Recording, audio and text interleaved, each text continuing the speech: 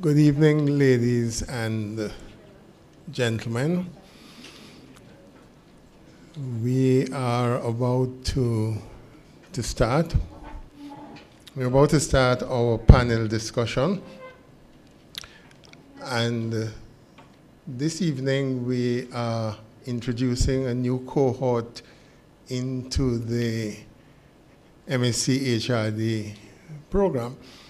And we are introducing them via this panel discussion. The process of orientation and registration and so on will continue on Thursday. So in a way, we're starting with the intellectual activity first, and the administrative activity will catch up. We wanted to introduce the new students this afternoon, but we are a little late, so we'll go right into our panel discussion. As you see, the topic for the discussion is Human Resource Development, the Elixir of Business Success in Jamaica. A provocative enough title. And the last Elixir I had at Pokey's Bar did cause a lot of diarrhea and other things. So we will see how it goes. So we have three panelists, and the first presenter I'm going to introduce you to, but the presentations would be Mr. Henry Reed first, Mr. James Moss Solomon second, and the night watchman would be not James Bond, but Christopher Bond. I'm going to tell you a little bit. So for everybody, I have two versions. I have the long version and the short version. So I'm going to give you the very short version. Right? And we are starting with Henry Reed. So we have known Henry for a long time because he has been a professional in HRD for many decades now. He's now the principal consultant of his own firm, principal consultant at HL Reed Consulting Limited, where and this I should read, their core intellectual property is the connection between the people within an organization and the organization's performance. Mr. Reed has all the appropriate academic qualifications. He's been in the field for over 30 years and has served for over 2 decades at senior leadership levels. He has had lead Caribbean-wide organizations in areas of human resource strategy, formulation, and implementation, and so on and so on. There's a long list of companies that he has worked with, both as a consultant and as an employee. So Mr. Reed is very knowledgeable and experienced in the HRD field, and we will start the provocation with his presentation. Now we have about an hour for the panelists, so that roughly we will have 15 to 20 minutes for each presentation, and I will introduce them as they are about to speak. We start with Mr. Reed, and I will also summarize with some of my own provocations before we get into the question and answer. So let's welcome Mr. Hi, good evening. And welcome to, I guess you're probably UWI graduates, but if you're not, welcome. to this noble institution. Walking into the campus, it felt good. Professor Holden, how are you? Okay, I want to get into the presentation. When I read the objective of this evening's activities, it says we want them to begin to think about issues that will confront them on graduation and to broaden their conception about their role in helping with the regeneration of the Jamaican economy through transforming local organizations. And my role was to open the discussion about the difference between human resource development and human resource management. But the author went on to say, I think he will go on to speak about the symbiotic relationships between the two, since he did not agree with my position that HRD was more important than HRM. So, you get my drift? I begin here. And let me start by saying the whole issue of human resource engagement in organization is an evolving process. And you have entered the field at a time when it is really heating up. So in Jamaica's case, I think the topic is set, the elixir of business success in Jamaica, because we have been confronted with a lot of issues over the years. And I think that we are probably at the time when we are either going to sink or swim. But I go. The evolution of human resources, of human resource management, I'm very deliberate, started in the 18th century during the Industrial Revolution. That's one of the legacies we've had. It was thought from then that people were critical to the success of organizations. There was a view that well-being of workers led to what they termed at the time perfect work, and that without healthy workers, organizations could not survive. That's clear. In the 20th century, as part of Taylor's scientific management, and maybe you have read it or you will do that in your work, then focus on the manufacturing job types. Taylor referred to labor as an input in the manufacturing process. And this further sparked inquiry into the productivity and how labor could be enhanced.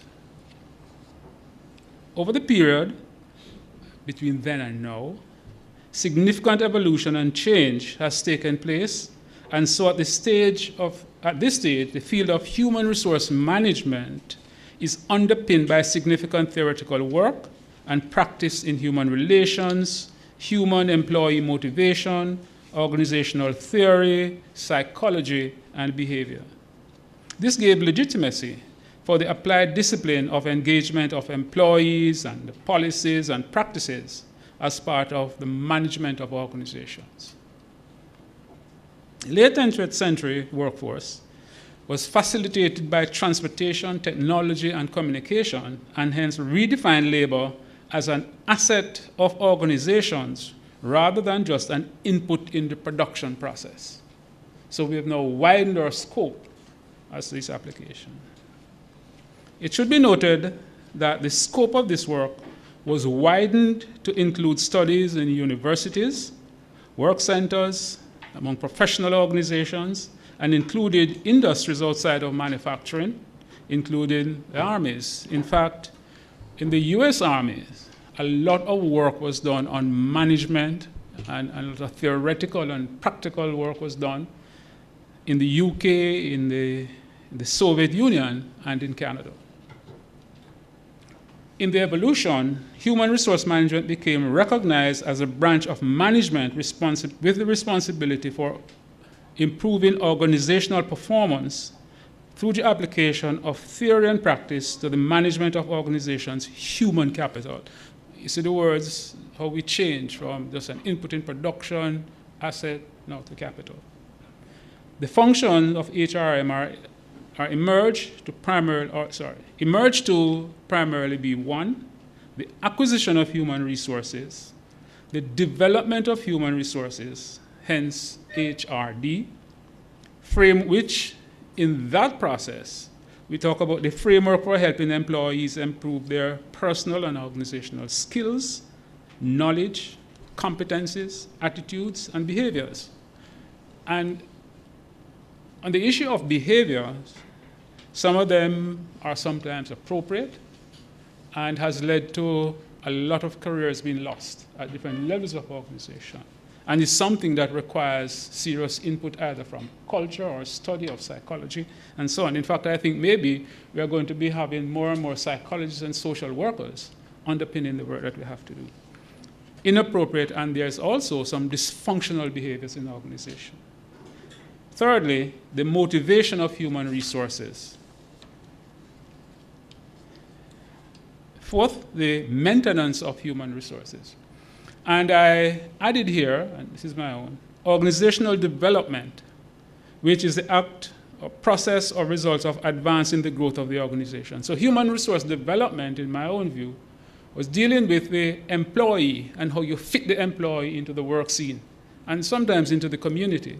Organizational development was talking about building the capacity of the organization, which is a more holistic thing. Okay? I hope that you have recognized that organizational performance is the objective factor. For, in whichever branch of management you are, the rallying point of all factors of management is achieving the goal of the organization. From what I have read and observed, the tension between, and there is somewhat, the tension between HRD and HRM is in most cases a function of the organizational arrangement, especially where HRD and HRM are parallel and HRD does not report to HRM. And this is what you find in some large organizations. And based on the focus of the organization, it might be important that development be given its own track of power. Okay? And where HRD reports into HRM, that the heads of human resources, in most cases being generalists, are slow to integrate and reap consistent synergies as required in modern organizations. HRM and HRD have focused on strategic contribution for improving organizational performance and are very much connected in practice. I dare say that much of the separation, therefore, appears to be academic, where competing views highlight a tension that exists in theory, not reflected in recent research, and what we know about effective HRD and HRM in practice. And I would hasten to say that I have read a lot of blogs that talk about what happens in organizations and the tension in HRD and HRM. A lot of it lacks data, and as far as I'm concerned, much of it is not credible. And I'll come further to demonstrate why I think that we have blurred the lines. The shades of gray have pretty much dissipated. Alongside all of this, research, students and practitioners were evolving and embedding work designed to promote and advance growth and effectiveness of organization. And hence I touched on earlier organizational development. This embedded in organization the practice of measuring the contribution of organizational development and organizational effectiveness interventions. This pretty much blurred some of the lines, as I said before, of the tension between HRM and HRD. OD focuses on the continuous improvement in organizations, enhancement and development of performance, using a synergistic approach or a systems approach. So too does HRD, but sometimes with a micro focus, that of the employees. Organization effectiveness describes the effectiveness of organizations achieving planned outcomes and also measure the effectiveness of OD interventions. Together, OD and OE were used to achieve the following activities. One, organizational design and structure. Now, there was a time when this took ascendancy almost in organizations. And if you some of us who are around in the 80s, when every time a company was going to let go employees, they say, oh, we're doing a restructuring. At the time, it became, I think it was overused, and even though a lot of it was necessary, because as technology and equipment and all of that, and efficiency improved, yes, you had to reduce workforce. And in the competitive nature of business, it became absolutely necessary in a lot of cases. But restructuring became a bad word. Talent management, and so the second one would be talent management, leadership development, and coaching. So if you see, there's a significant overlap here when we talk about OD and HRD. Third thing was assessments. And here now we talk about surveys. Now, this started the whole issue of the use of data in human resource management. A lot of what also became very, very important and focused was the work with culture and values in organization. Change management, process design, and improvement. So what it has done is has accentuated some of the work being done in HRD. But what it has also done is to have given a lot more credibility, so to speak, and measurability of the work being done in human resource management.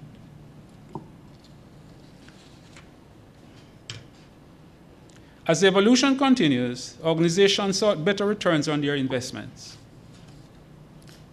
Capital lost its territorial loyalty and started roaming the world seeking better returns. The role of human capital was again in the spotlight, and were required to deliver more, and in some cases became the source of competitive advantage. It seemed that shareholders just realized that the capacity of human capital to create value exceeded that of the emerging technology that they depended a lot on to deliver, the machines and finance. New environment, globalization, which started now to take root. In addition to that, is the whole issue of consumer culture that changed significantly and now begin to impact the organization. That also was a motivation for a lot of the work that was happening in the evolution of human resource management. So let me pause, though, to get our feet on the ground.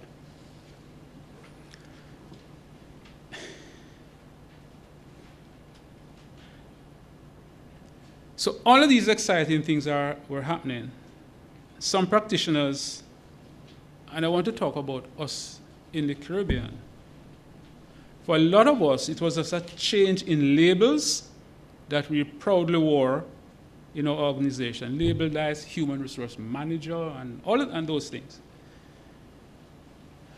But we remained glorified personnel administrators.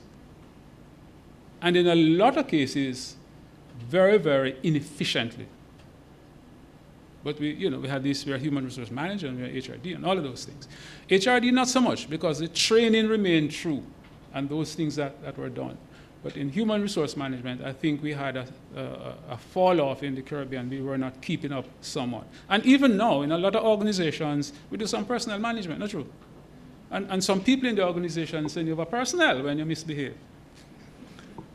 During this time, training and development delivered valuable service primarily to employees and operations. That is, operations within the organizations. And in some cases, trained for skills independently. And in Jamaica, in our training and development history, you might have, and you probably will talk about the work done in the Jamaica Industrial Development Corporation, HART now, and UDC. These, and in the government itself, it had its own school for training and development. Down at the Scotiabank headquarters, they had a floor there, and that's where they trained people for work in HRD in government service. So a lot of input was put, and it continued. The truth is that there are some organizations in the Caribbean that are quite modern. So my comment about being glorified personnel administrators does not apply either to every sector or every organization. It's some. All right? Things have changed, again, and any CEO in any self-respecting organization would wish to have one conversation about his concerns, and he's going to have it with whoever heads the HR function in the organization. You see, I take it off now, not HRM, HRD. It's the human resource. That is how, and in fact, this term came about from the media. I think the media was a little confused, and you know, when journalists are confused, they find a creative way about what is HRD and HRM. And so they just say human resources. And that took root. But from all my research, it came out of media, and I think finding ways to communicate, you know, so that we understand what it is. For us, enlightened self-interest would suggest that HR business partners, in the absence of enlightened leadership, guide our organizations toward changing the fortunes that they reach, and hence embed new cultures devoid of entitlement. That's one of the things that has impacted a lot of the work in moving organizations forward and in moving progressively the work that we do in human resource development and human resource management. Using available data to inform decision making in all aspects of the organization, creating HR strategies that are designed to deliver goals to the organizations using all resources and toolkits. And if you notice, I'm pulling it all into one body. I'm not making any distinction here. Then now we need to look to seek to understand change within and outside organizations, new technology, the pool of human resources available, and the manner in which we engage and stimulate. And engagement is a very specific word when we use it in human resource management. By now, I hope you have noticed that I have left the script of defining HRM and HRD for the purpose of determining which one is more important. We are engaged in multifaceted scenarios requiring multifaceted responses from the integrated HR toolkit. It is from the outcomes that we will determine where the real solutions emerged. Let me see the outcomes and measure them against set goals, then we will determine. That's how it's going to happen. It must also be borne in mind that not all disciplines of the HR function need be resident in-house, but may be sourced as required, stimulating the thought about what in-house HR organizations would be. And that is something that I'm sure you will debate. In most recent times, I think in the 1990s, in 1997 and so on, a guru, Dave Ulrich, got into the act, and he did a lot of work at, I think it's not Stanford, it's Harvard. I think he's a Harvard professor. And he wrote a book called The Human Resource Champions. And in that, he talked about the next agenda for adding value and delivering results. You notice? Adding value and delivering results. It's no longer about whether we're in human resource management or development. It's whether the human resource function delivers. But listen to how he put it. He describes a multifaceted approach of delivering HR services that meet the needs of both employees and employers, and position HR as a significant contributor to organizational success. Ulrich presents his approach in terms of deliverables or outcomes for which HR should be responsible. Hear them. Strategy execution, administrative efficiency, employee contribution, and the capacity for change. In the course of delivering these four areas, he describes four corresponding roles for HR that HR should play in a business. One, as a strategic partner, working to align HR with business strategy. As an administrative expert, working to improve organizational processes and deliver basic HR services. As an employee champion, listening and responding to employee needs. And lastly, as a change agent, managing change processes to increase the effectiveness of the organization. One of the important things about Ulrich's approach is that it includes the ways HR can deliver value to organization rather than shifting focus from area to area. It's about what do you deliver to the organization. Similarly, a headhunter is a HR consultant. He hires people. He describes his experience in executive search in which CEOs, and if you, in media, if you go to the McKinsey Consulting, they deliver a quarterly review. And they use they're one of the largest consultants in the world.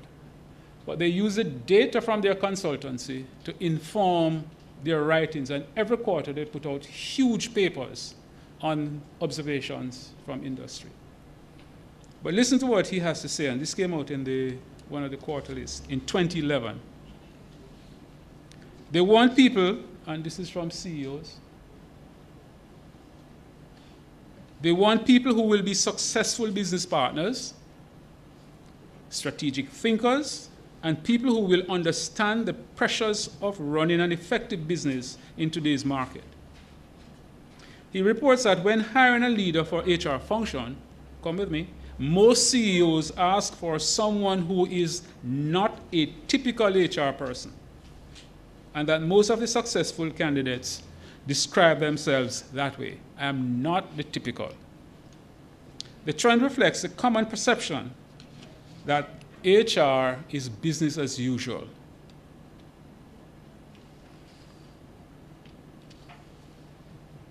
That suggests that it is not prepared to meet the challenges of business in a changing, globalized environment.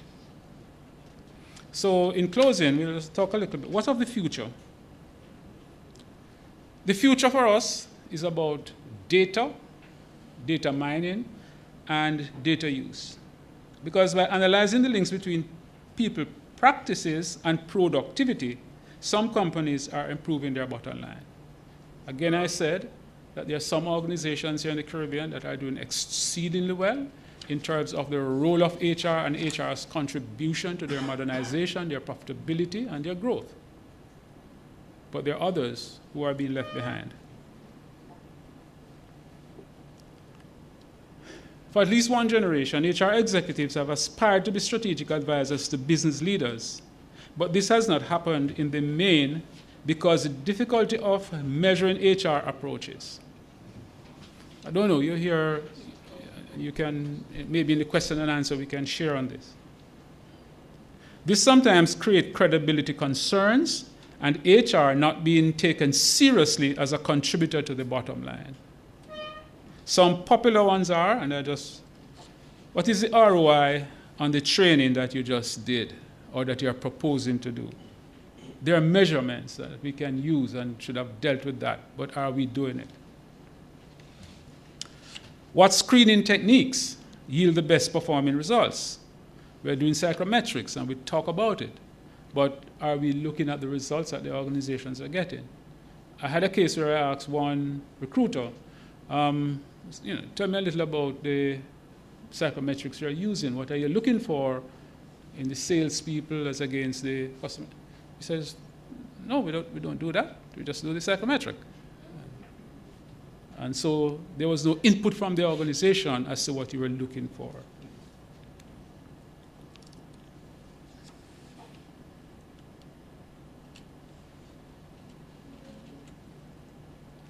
And the other one has to do with performance management. As you might be aware, there are different techniques used in setting objectives, performance objectives. And one of the questions being asked, in fact, I was in one organization, the question was asked, out of my own ignorance, which technique do you use? Because I was introducing one. So I said, is this consistent with what you use? We said, we just write them down.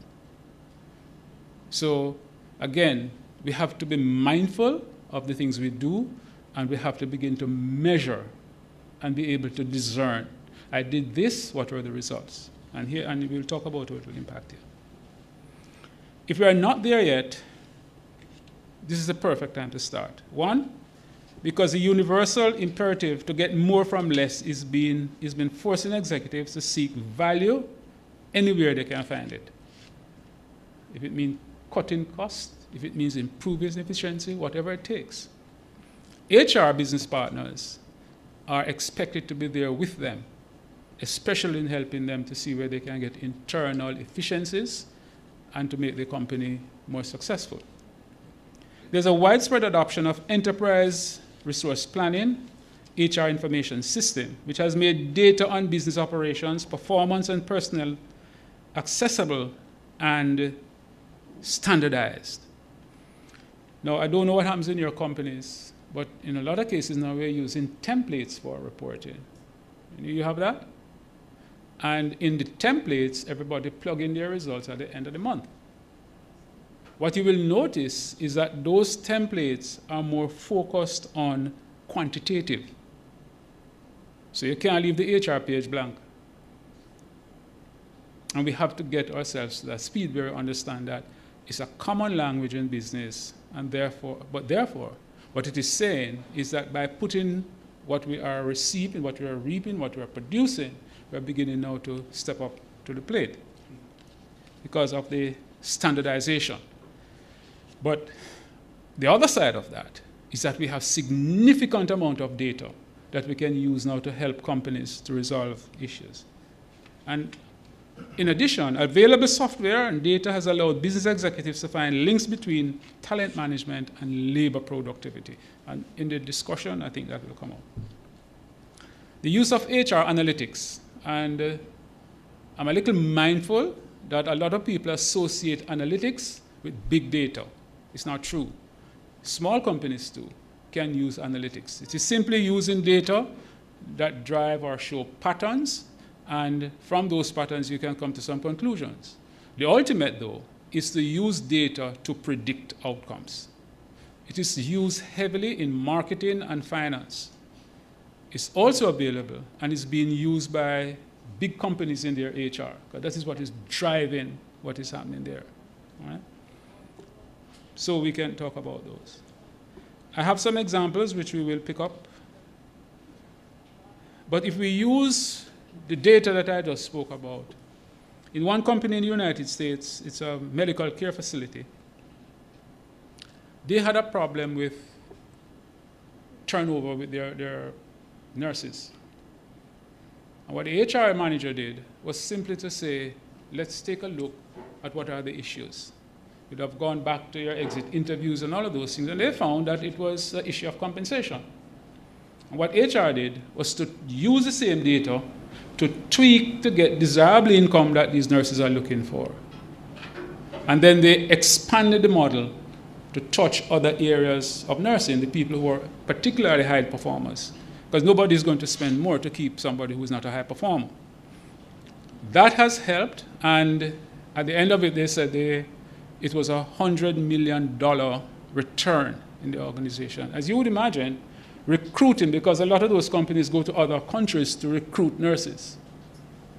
And so it's at significant cost. So that is one way HR helps organizations to meet their goals. And it is very popular in areas of banking and healthcare and retailing, where data needs to be used. And one last one I'll mention has to do with hiring, linking hiring and performance. So the same psychometric we spoke about earlier. Sales manager has issues with some people, but he has also high productivity in some areas. HR then took that and looked at what is it that we did when we recruited these people? What were their own profiles? You use that to build up now a new profile for hiring. Again, in this case, it helped the issues, and what they found was that the new cohort of recruits were performing at 10% better in terms of sales productivity than the former cohort. And we stop here, and we can pick up in your questions. I'm sure that there are some issues that you'd like to take forward. Thank you very much.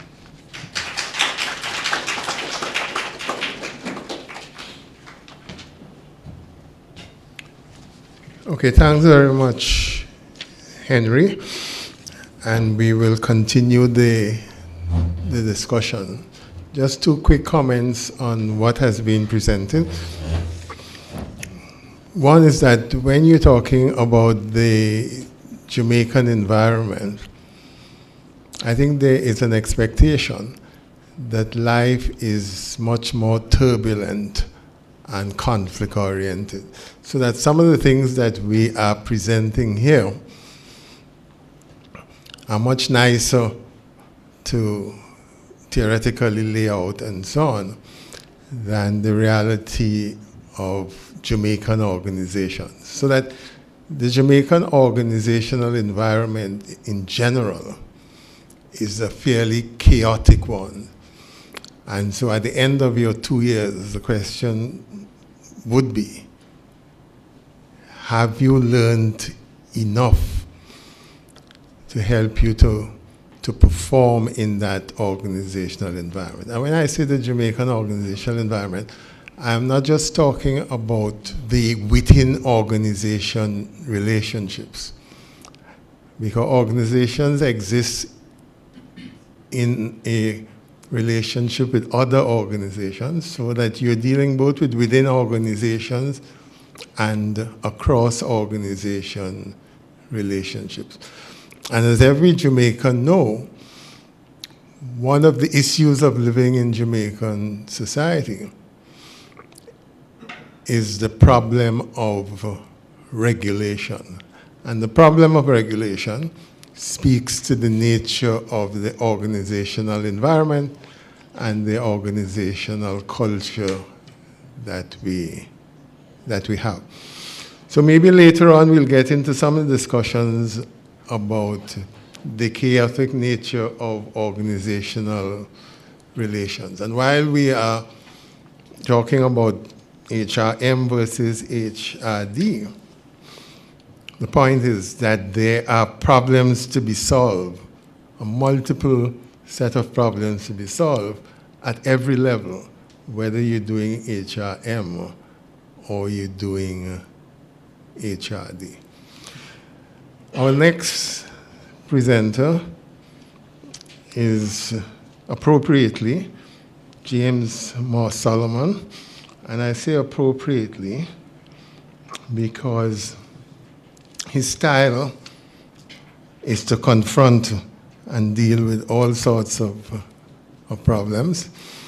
And one of his challenges now is to deal with the chaotic organization that you call the University Hospital of the West Indies.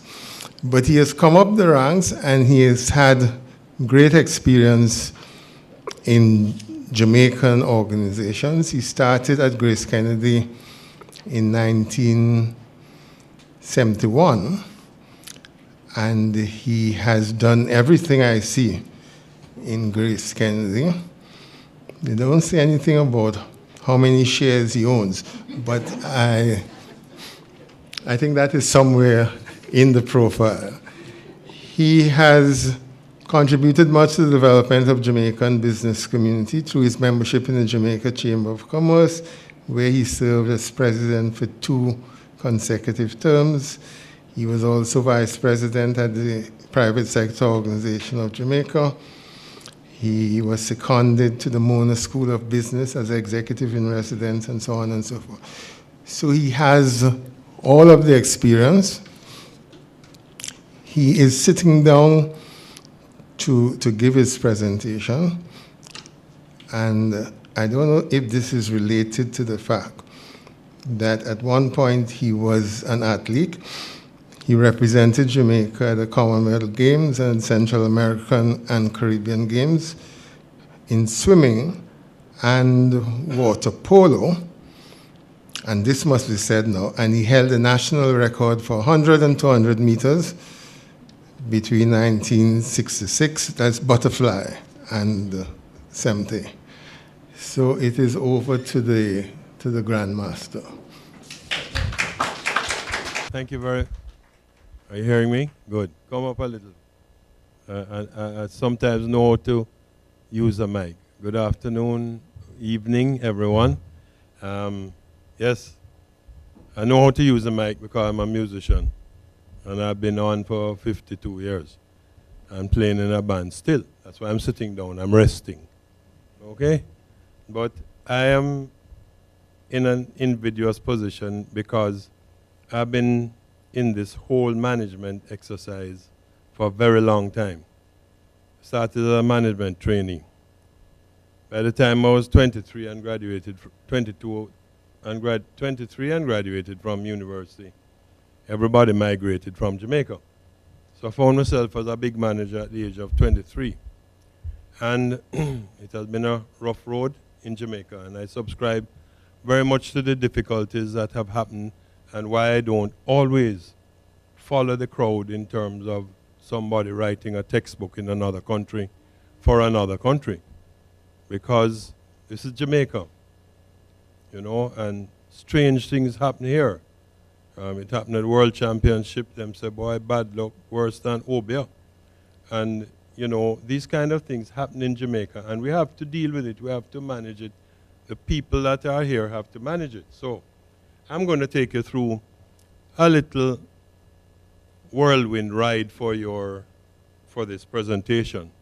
So at a historical context, the business relevance of people in Jamaica, 24th century, and the changes in the 20th century and the changes, the mechanisms lost to neglect, largely intellectual capital, old new thoughts for moving ahead, and a brief commentary on leadership.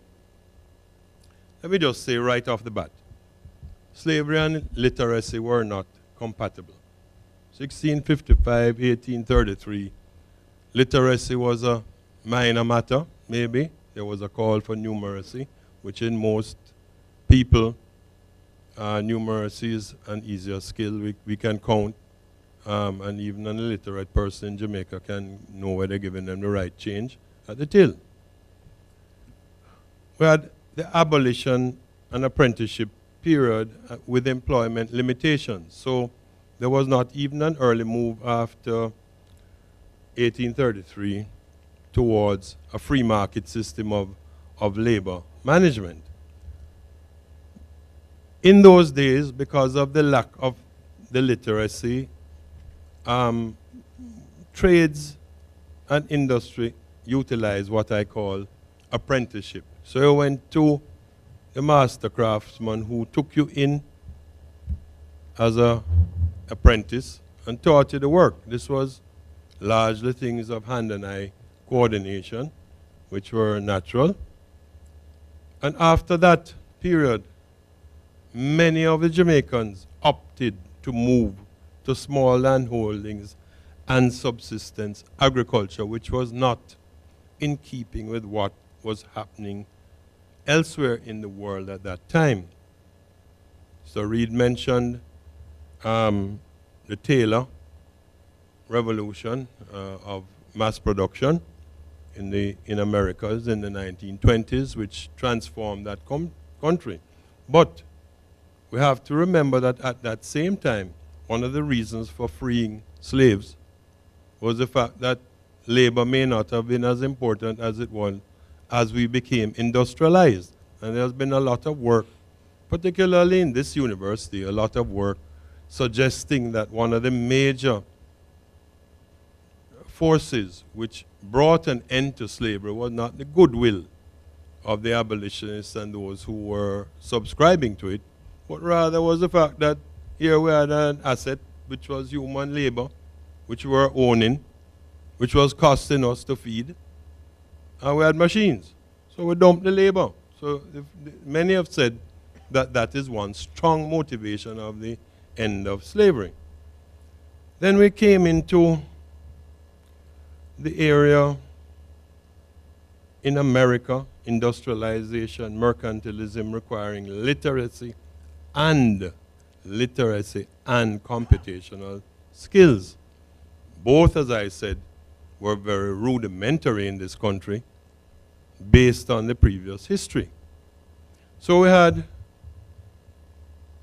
convenient occupations, colonial, the civil service, largely projected unnecessary things for keeping peace in the community. So the colonial empire encouraged law, medicine, and to some extent administration for the civil service, and actually did a pretty good job of producing what I think in hindsight is some of the very finest civil servants, permanent secretaries and people of that nature during that period. However, most on the other side, to balance it, many were left behind.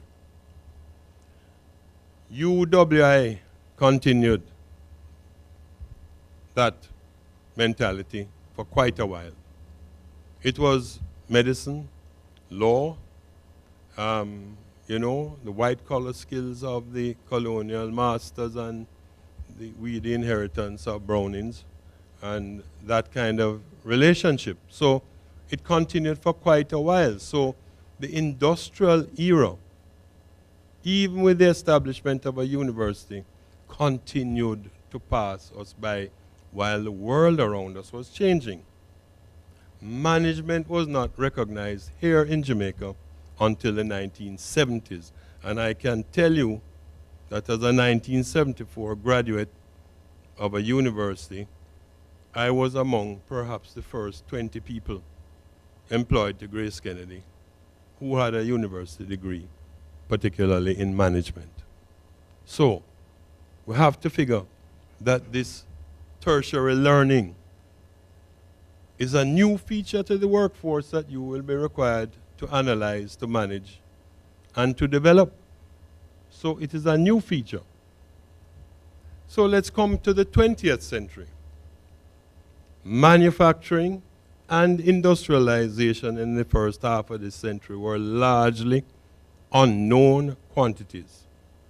There was no product development, no branding, no marketing, no research and development. This marketplace in Jamaica was dominated by bulk unbranded products, just like we are currently trying to get rid of with this sugar, with some guy who you don't know where he's coming from, that he just reached there from a dance hall and is weighing out your sugar, and you're not even worried. It is an element of life that we have developed.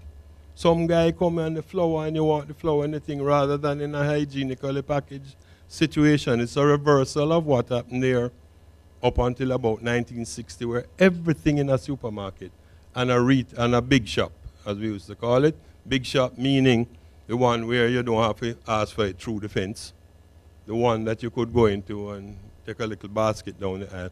Everything in those days was packaged. Grace rice come in £1 and £2. Eve rice, corned beef was packaged, flour, sugar, all of those things were hygienically packaged. And we turned on our ear, and this is what Clem was talking about, because it's a dynamic situation. We reached civility in terms of branding and packaging in the 1960s. And we have gone back to the true defense wholesale, whether it's downtown or in rural areas, and we have gone back to that as if we have no memory of a previous civilization. So this is a contention that we have to deal with in the workplace. Persons in the business were not taught that at a university, and are still not taught, but that's not peculiar to Jamaica, that's worldwide. So I came to Jamaica, having graduated from a Canadian university, to find myself in a position to manage people to make money. And McMaster University never teach bully beef nor mackerel. And we used to make a lot of money out of bully beef and mackerel and flour. And it wasn't taught in a university. So therefore, persons were required to be apprenticed for those subjects that were requirements in business that were not taught in a school. We never learn flash out, even at Harvard or Oxford. Flash out is a Jamaican phenomenon of 5-ounce mackerel, formerly known as Dirty Girl. Right? Am I right? Anybody remember that? You can say yes, you know. You know, and I can take a little, can say hallelujah too. But, so engineering and business persons who you are becoming today were the blue-collar workers of from 1900 to 1990. If you were an engineer, you were a common man in some boots in a construction yard. There was no dignity. Your parents were not happy that you were going into business or into engineering. So this is one of the contentions. So, quickly.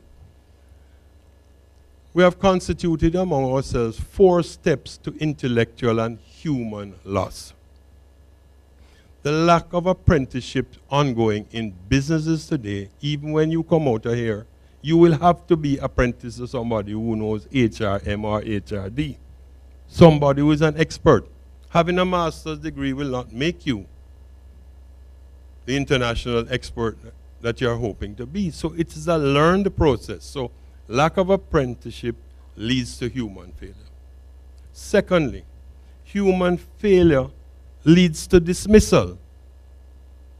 Dismissal leads to low future job opportunities, because if you have been fired from 3 places, you're not going to get the 4th job. And low job opportunities lead to migration. This is the reality of Jamaica that we are trying to manage people within at this 2017 year. So the sequences are, these are curative measures that you have to consider as you manage people, whether it's HRD or HRM. This is the middle of the road. To combat non-taught skills, you have to deal with apprenticeship. If you're going to deal with apprenticeship, then the appropriate people who teach apprenticeship need to be the masters. So that requires that the managers need to be teaching. I need to teach you bully beef. All right? I know it. Okay? I need to teach you that. Not send you to a school, not send you to somewhere else who don't know about bully beef to expect you to learn it. Managers teaching leads to being close to the cutting edge. The cutting edge leads to continuous improvement. Continuous improvement leads to sustainability. Sustainability leads to growth. Growth leads to profitability. Profitability leads to better pay. Better pay leads to employee retention. And employee retention means that you have a real opportunity of improving your intellectual capital retention. Because each of you, although you have the same degree, come to work bringing something in your mind that is quite unique. You are not lemmings rushing off of a cliff. You bring something unique, something you don't even recognize now that is important to the business. What I need to know as a manager, who has read the newspaper when I step in the office at 6:30? And quite often the person is the strangest person. Who has read the newspaper is the messenger, because he's there from 6, got a bike ride, get him there quicker than everybody else. And he tells me what is in the newspaper that is of interest to Grace Kennedy. And I appreciate that from him. And I tell him so, and I tell him so in front of the rest of the staff and the senior management who are just getting out of the bed with a hangover and haven't read the newspaper. So, the requirements for empowering people. Leadership. I had a discussion today with someone of prominence from RGR who was doing an interview for TVJ. And they kept talking about my school and political leadership. And I'm saying to him, Norman Manley and Michael Manley went there, yes. But between Norman Manley and Michael Manley, they are leaders of the Industrial Revolution in Jamaica who have been really great leaders and produced something much more. So leadership is not about politics, and get that out of your mind.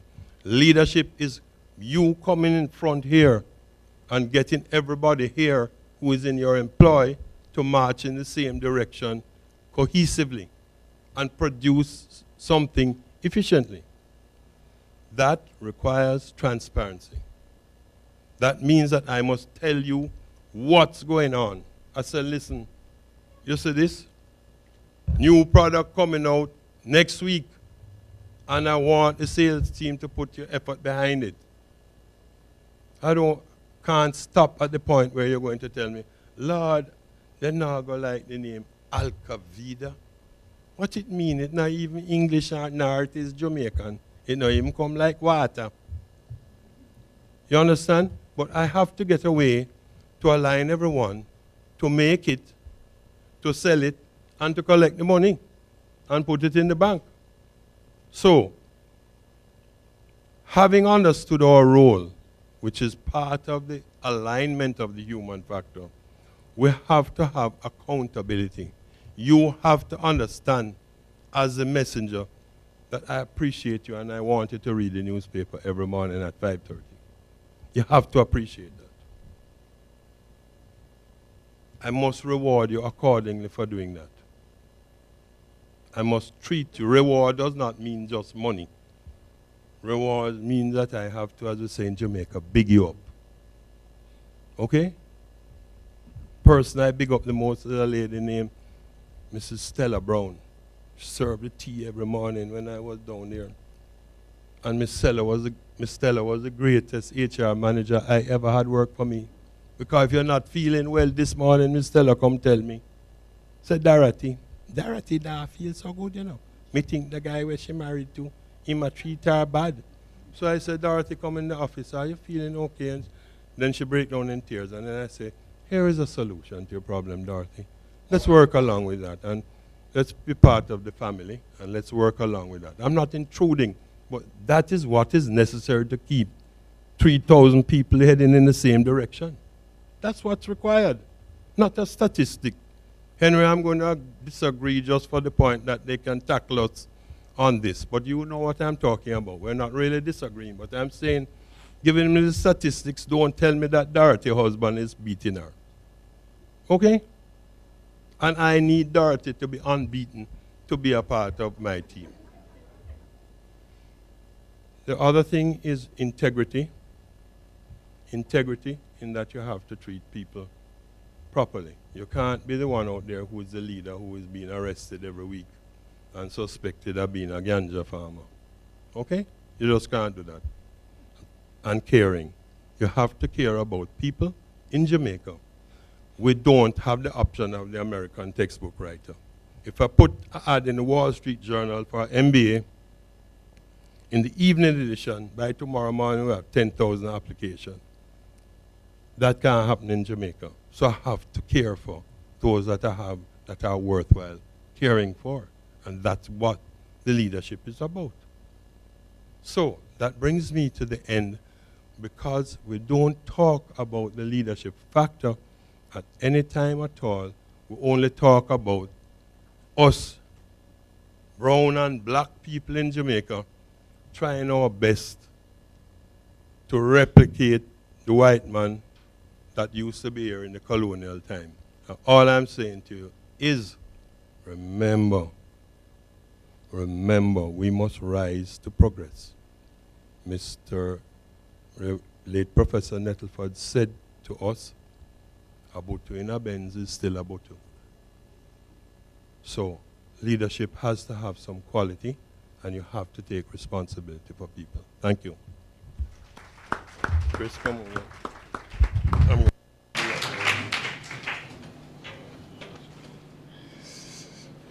So we say thank you to James. And I know you have questions for him. We're coming to the question and answers in a while.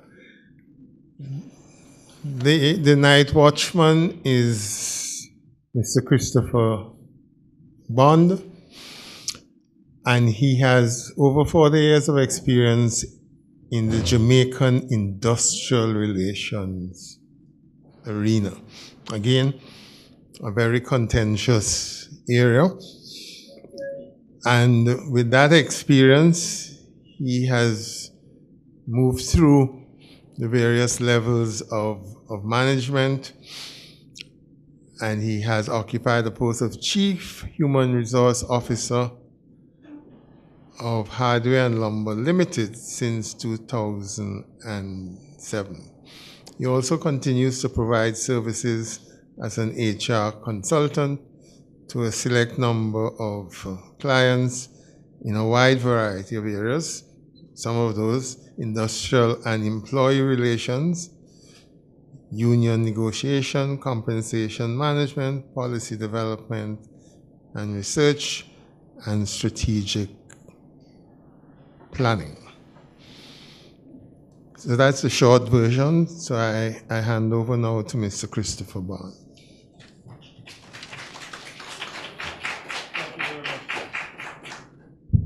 Unlike Jimmy, I'm not a musician, but I'm going to try and play the hand I've been dealt. Now, in preparing for this discussion this evening, I tried to think about what is it that I could best impart to you to make you successful? Because that is what I view my whole life as having spent in the pursuit of helping people to be successful. It is important because in making people successful, you yourself shine. If the people that you are leading are not successful, you cannot be successful. If you try to be successful at the expense of other people, that is going to be at best short term. People will find you out. So that has been my experience in life. And if there is one thing that I will tell you, it is to adopt the principle of trying to make all of those with whom you interface successful. Henry and Jimmy have talked about the need to make your business successful. No, technology don't make business successful. Stocks in the warehouse don't make business successful.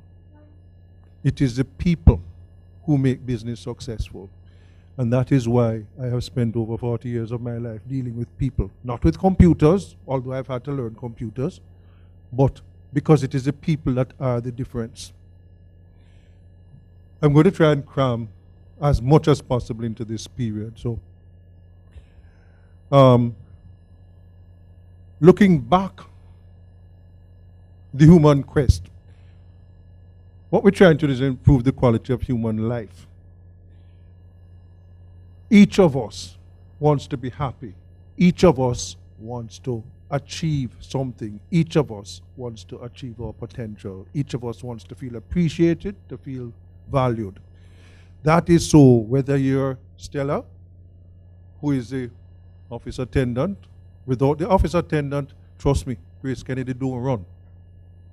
Nor do any of the other businesses that I have.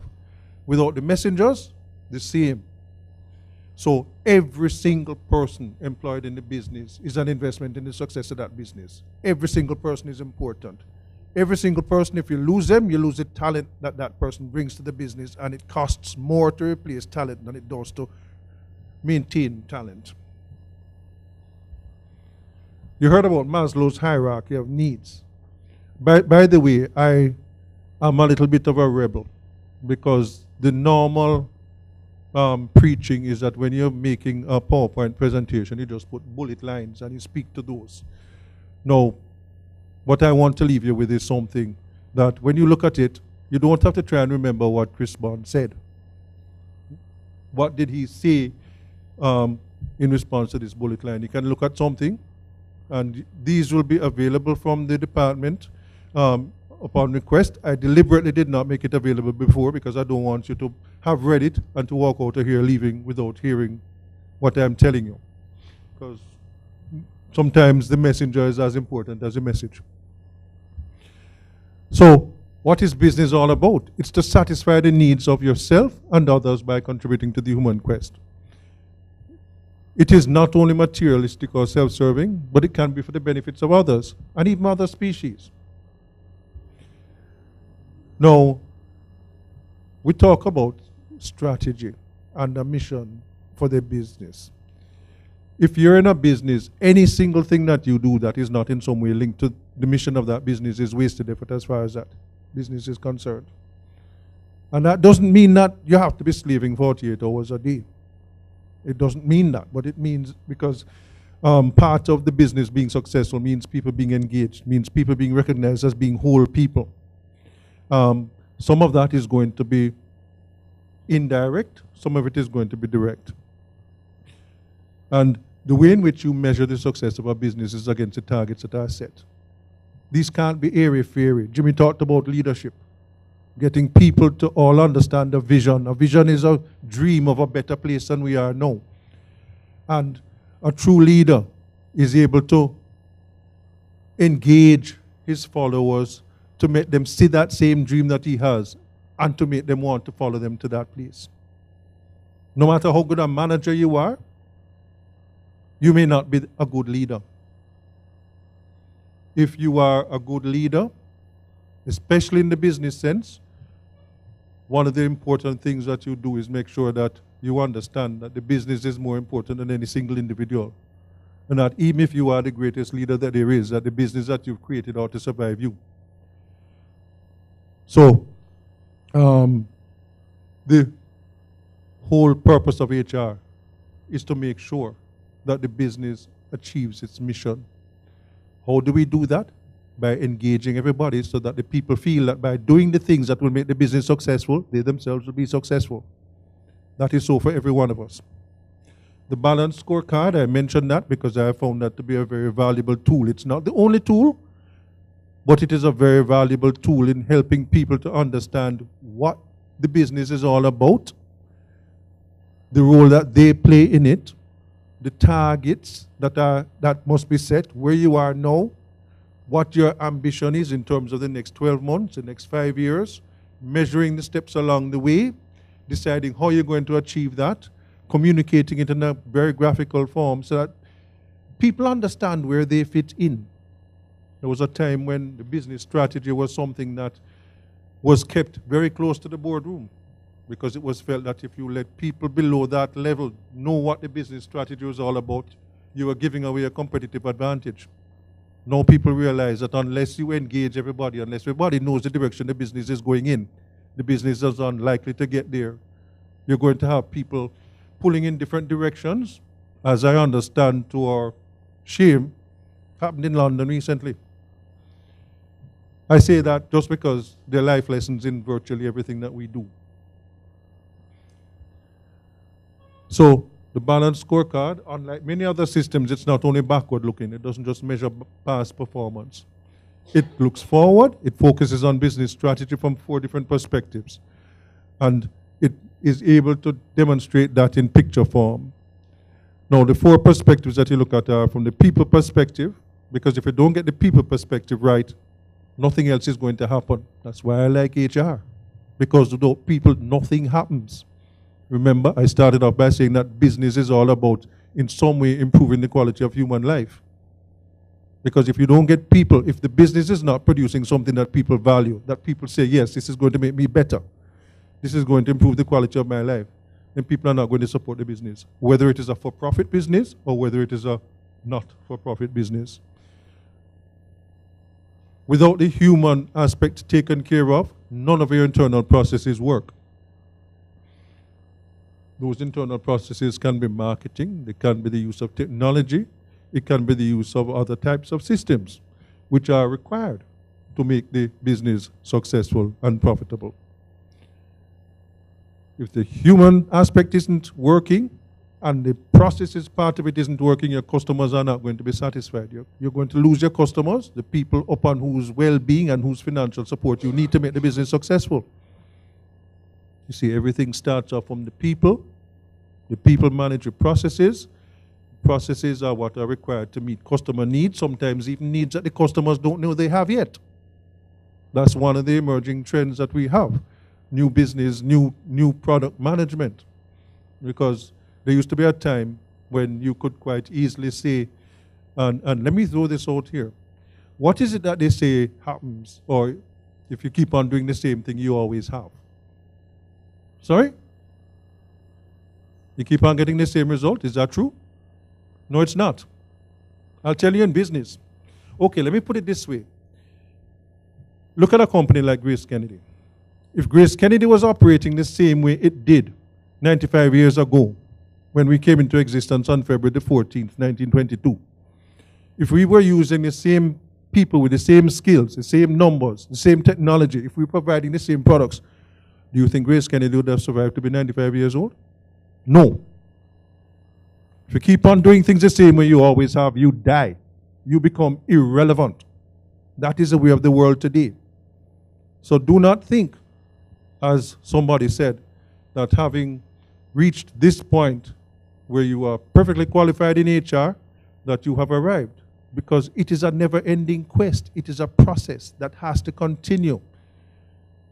One of Grace Kennedy's strategies some time ago was to change from being an elephant, which is a very powerful thing but very slow-moving, to becoming a very agile tiger, because that is what is needed to be successful in today's business world.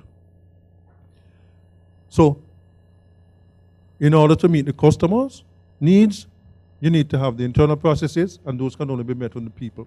And why do we meet the customers' needs? Because that is how we satisfy the needs of the stakeholders of the business. The shareholders. Many businesses have shareholders. Grace Kennedy, I forget how many shareholders Grace Kennedy has. It's always been an advantage to us, and we've always made sure that as many people as possible have a financial stake in the well-being of Grace Kennedy. Not just a nice to have, not just something to get as many employees engaged as possible, but it's worked very well to avoid Grace Kennedy becoming a target for takeover by the Chinese, or the Europeans, or the Germans, or whoever, because we want Jamaica to benefit from companies like Grace Kennedy. So it's all tied together. The people thing we must get that more right than wrong, because without the people thing, the organization must fail. We are part of the organization. Everybody in the organization essentially has the same needs and wants as we do. They bleed if you cut them. They want a better quality of life for themselves and their loved ones. We all have more in common than we do that separates us. So, let's look now at the realities of the Jamaican and Caribbean, because I don't know if everybody in here is Jamaican. Is there anybody here who is not from Jamaica? Strange class. I thought UWI was a regional institution. Anyhow, okay. It matters not. Because remember, what I'm trying to do is I'm trying to give you some pointers that will help you to be successful, because Jamaica is going to be depending on you. And guess what? You are depending on you, because you are the person most responsible for your own success. So I'm trying to give you some tips as to how you can be successful and therefore help your business to be successful, help your loved ones to have the quality of life that they want. We're living in a globalized world. Until the early 80s, we were a very insular country. Now, we've always had a very big foreign appetite. But for a long time, Jamaica was able to set its own rules. Company like Grace Kennedy, if Grace Kennedy wasn't doing well, we didn't have any external competition. We increased our prices if we found that we needed to improve our bottom line. And because Grace Kennedy had a good reputation for quality and for customer confidence and all that, we were able to do well. Globalization changed all that, because now our competition is not just from within Jamaica, but from outside of Jamaica as well. And this is so for virtually every company in the world. But with tremendous threats come tremendous opportunities. Grace Kennedy, under the leadership of many people, Cartel Alexander, Ralph Diaz, Jimmy Moss Solomon, and others, took a decision very early in life that Grace Kennedy was going to be a Jamaican company, but Jamaica was going to be successful, whether the Jamaican economy was growing or not. And we have done that by setting ourselves targets for expanding globally, for earning increasing amounts of our profits overseas for the benefit of Jamaicans. So we are no longer a country that can set the rules. We are a very small fry in a very big stage. This means that we have to be as good as the people who are competing for us. Not just the people who are looking, who we are trying to compete against overseas, but the people who are looking to take over our market here. One of the things that I always say to people is that we have an insatiable foreign appetite. Virtually nothing in this room is totally Jamaican. I remember when I first said that, somebody jumped up and said, me, I am totally Jamaican. And I said, okay, what did you have for breakfast this morning? And they said, oh, I had Kellogg's cornflakes. And I said, you ever heard the phrase, you are what you eat? The argument stopped there.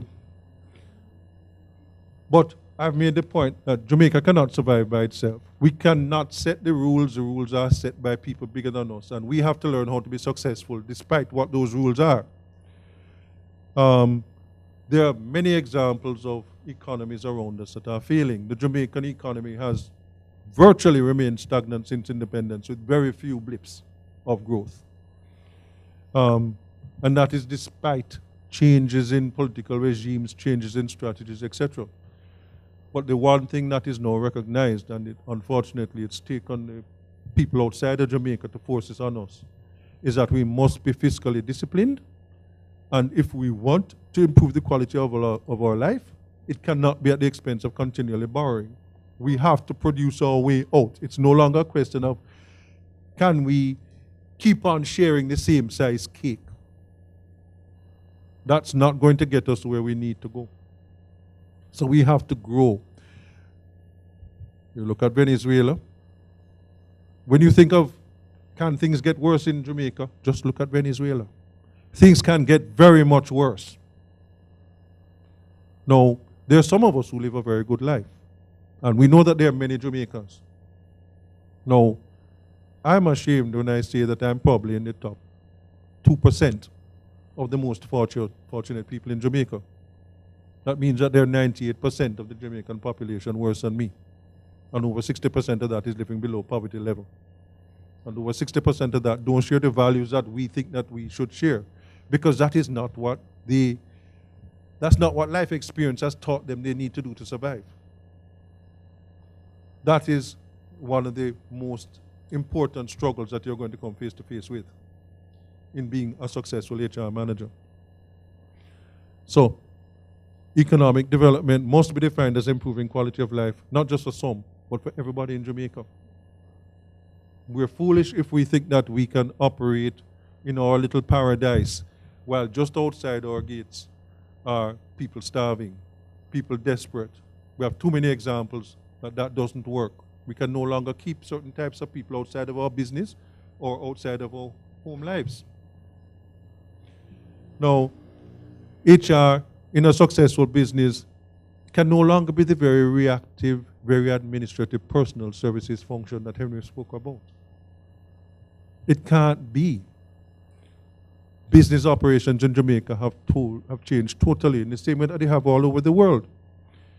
There's a time when it's senior operational managers or people being put out to pasture who were given responsibility for the HR function. Everybody thought, oh, HR is easy. Whether it's HRD or HRM, they said, oh, you don't need any special training for that. Now I tell you that people are now realizing that without an effective HR function in the business, not only will you not grow, but you're exposed to the kind of risks that can, in very short order, mean the demise of the business. This is why UWI has modules solely dedicated to providing effective HR graduates for the benefit of this country. What are we going to be faced with outside? Loss of jobs due to automation. One of the things that many businesses have tried to do is to become more productive, use technology to replace people. Now, yes, you can become more productive. I remember when Red Stripe decided that they were going to manufacture their beer for the North American market outside of Jamaica. They separated something like 50 people here in Jamaica and employed 2 additional people in North America to take advantage of excess capacity in a brewing plant up there. Yes, that made them more profitable initially, but at the cost of 50 jobs here, and behind each of those 50 jobs was another 5 people who depended on those jobs for survival. Another thing that's happened, Jamaica has some of the strongest labor laws. Trust me, we do. Whatever we might think about the policies and the politics of the past, and I'm thinking now of a gentleman called Michael Manley. One of his legacies was introducing legislation to protect Jamaican workers, to set minimum standards. The 1970s saw the birth of a lot of those legislation. And at the start of the 21st century, changes took place in certain pieces of legislation that have complicated the heck out of life for businesses. They redefined definition of worker. For example, they gave non-unionized employees, I shouldn't say they, non-unionized employees were given access to the IDT. People didn't think about the consequences of that, didn't realize it, because it sounded like a good thing, a reasonable thing. Aren't non-unionized employees entitled to the same due process that unions insist their members get? Yes, they are. We're all humans. We all want to be treated decently. But it changed the rules of the game, because it now means that for an organization to suspend or to dismiss an employee, you have to follow a very, very specific procedure, or you will pay, as one former very senior police officer said, dearly for it.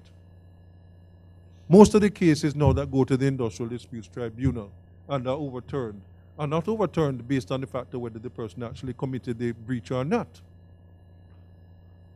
but because the organization didn't follow the proper process in arriving at the point where they took the action. So, guess what? Still to this day, many people don't understand that, and there are many organizations in Jamaica that simply do not have the structure or the resources or the competencies to meet all of those requirements.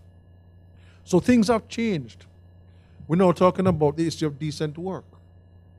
We're losing a lot of jobs to countries that have lower standards than we do.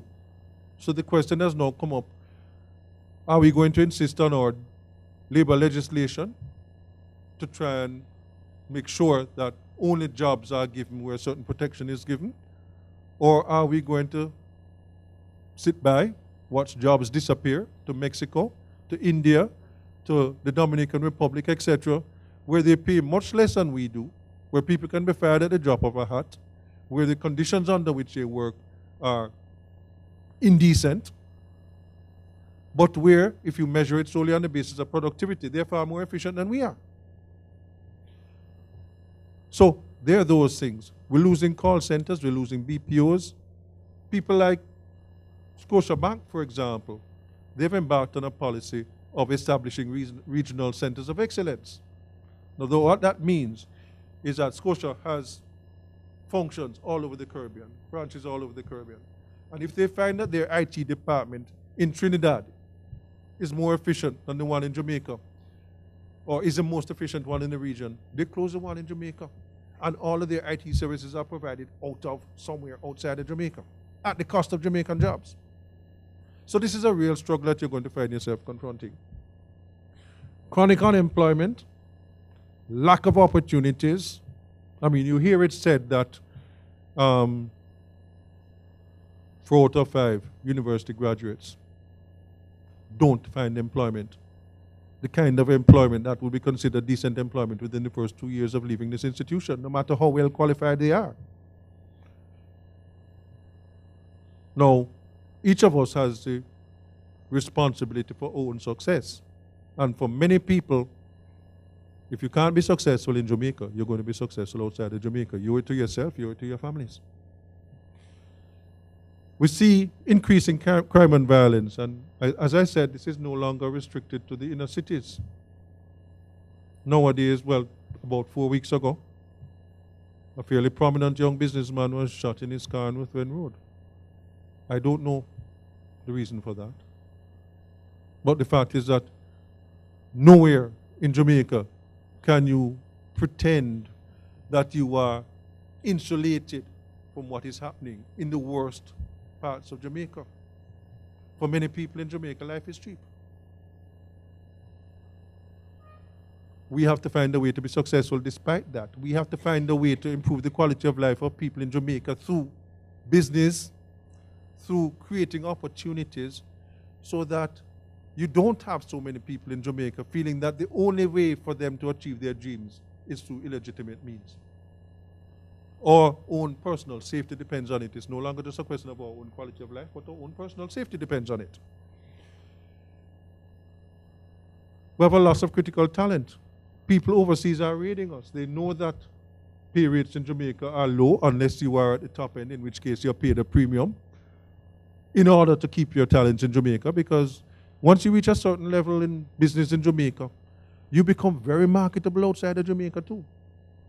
So companies like Grace Kennedy, like Scotia, etc., pay very significant wage differentials to make sure that they have the top talent, that they're able to retain the top talent, without which they know they cannot survive in Jamaica.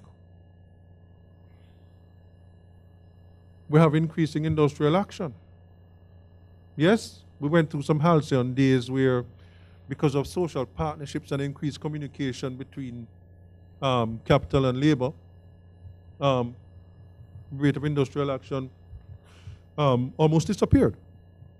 Now we're starting to see it raise its head again, because even though the unions, and let me tell you, the unions have been very aware, they are very much aware that they need to change how they operate in Jamaica, because they can no longer protect people's jobs regardless of what happens. They have to adapt or they will become irrelevant.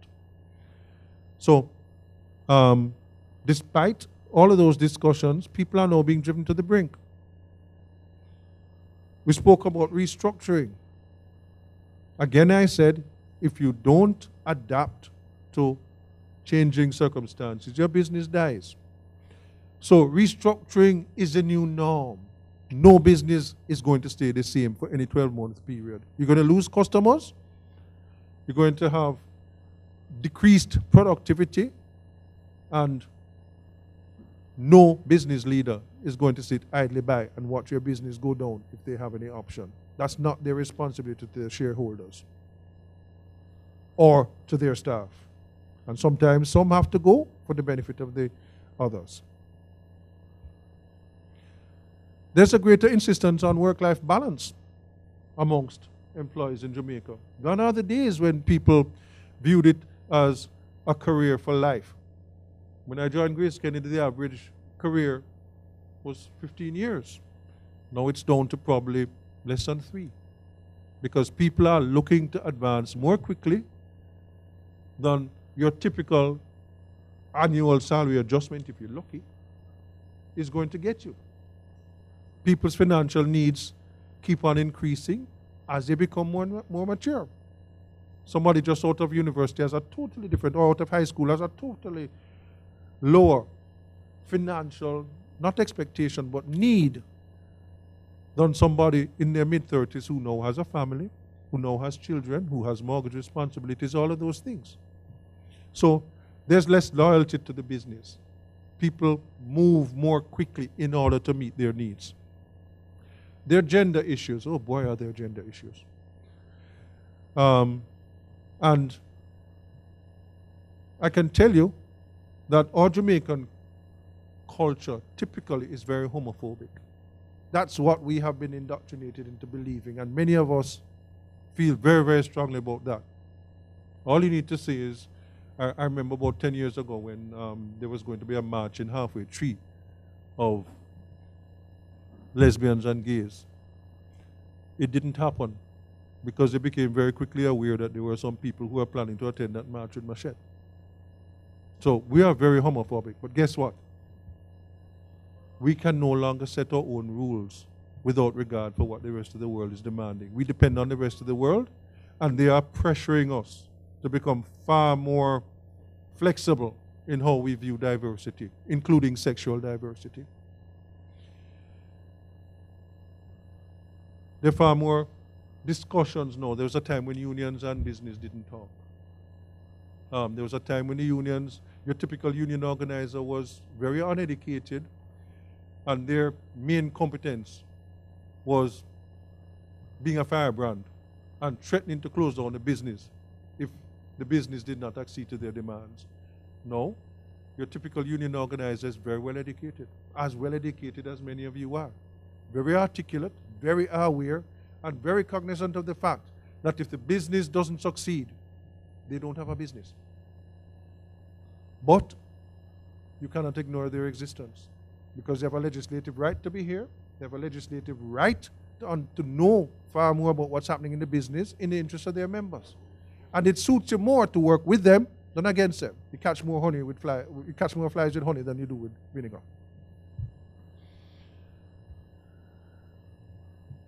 You guys already know about the main pieces of Jamaica legislation. If you don't, you need to. Because you cannot operate effectively in the field of HR without being the acknowledged expert in what Jamaican law and near law requires of businesses. It's no longer a nice to have. The consequences in terms of sanctions, in terms of implications if you do a wrong decision, if you breach a law, if you breach a process. Nowadays, a mistake can be very, very costly. Over the past 4 or 5 years, the government has embarked on a program to increase the sanctions for breaching labor laws. So you need to be the acknowledged expert in this, and people will only recognize you in that light if you are sufficiently knowledgeable so that they realize you know more about it than they do. You know about the internal dispute resolutions within Jamaica? Every business, and let me tell you, there was a time when you tended to find the greatest structure in unionized categories because the unions insisted on it. And if you didn't have a structure for dealing with the unions and for dealing with disciplinary issues and grievances, etc., you were going to run into problems. With the change in the labor law, there's a little document called the Labor Relations Code. Everybody know about that? I hear silence. Everybody knows the Labor Relations Code? That used to be a guide. That is now near law. Because if you don't follow that and you are challenged because of an action that you take against an employee, there's an institution called the IDT, the Industrial Dispute Tribunal, which will overturn any decision that you take that is not consistent with the provisions of the Labor Relations Code. So you need to be very, very familiar with those requirements in a way that most of your executive leaders, most of the operational leaders don't know and don't appreciate until all of a sudden the organization is in severe crisis. You're going to find many different types of employees in the workplace. There were some studies done recently in the States, and these were by consultants looking largely at legal firms, but the thing holds true, where they were able to identify certain distinct types of employees based on the era in which those people were born and the environment in which they grew up. You've all heard about baby boomers, generation X generation, Y generation, Z. And there are very clear characteristics which generally hold true for each of those. I'm not going to go through them in detail here, because if you're really interested in this, you will ask Olivine or the department to give you copies of this, and that information will be available to you. But forget about the thing about treating everybody in the organization as if they were exactly the same. If you try to do that, you are doomed to failure. As Jimmy said, you need to know your employees. What will work in terms of pushing a button for a particular person will be exactly the wrong way to try and motivate somebody who is looking for different things based on their expectations, based on the world they grew up in, based on the technology that they're comfortable with, the technology that they are going to have to be very comfortable with in order to be successful in their world. I look at my children. They are constantly connected. At the dinner table, you see them listening to their music. They are the ones. Jimmy had Stella to tell him about everything that was happening in the Daily Gleaner. Now my 16-year-old daughter can tell me about things within 15 minutes of it happening anywhere in the world. This is what technology means to them. This is what being constantly connected means to them. Unfortunately, it's not all good technology. Too much of it is mindless entertainment. Too much of it is listening to music all the time and that sort of thing. But guess what? They need to be comfortable with it. And they're going to need to find a way to use this technology to make themselves successful in a way that those of us who grew up before technology will never really appreciate. So you have the different profiles of employees, but you need to know your employees because you need to know what's happening in their lives. They come to work as a whole person. They don't leave their personal problems at the gate of their house when they come to work in the morning. And that has a big impact on how well they're going to be able to act in the interest of the organization. It might even have a big impact, as some people have found, in terms of whether they come to work with a machine gun, particularly in the US. So you need to know your employees. You need to know that there are all different types of employees, and you need to know what approach is likely to get the best results out of them. And those approaches are likely to be very different based on who you want. Yeah. Now, to be successful and accepted as an important strategic HR business partner, there are certain things that you must do. You must be passionate about the concept of service, both internal and external. Too many times in Jamaica, we've confused service with servitude. That's a legacy from slavery days, when the slaves had a deliberate strategy to do as little as they could get away with.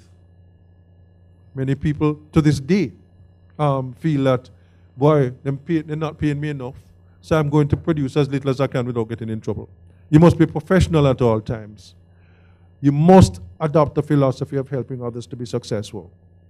The way to get people to trust you is for them to feel that you genuinely want them to be successful, the whole person.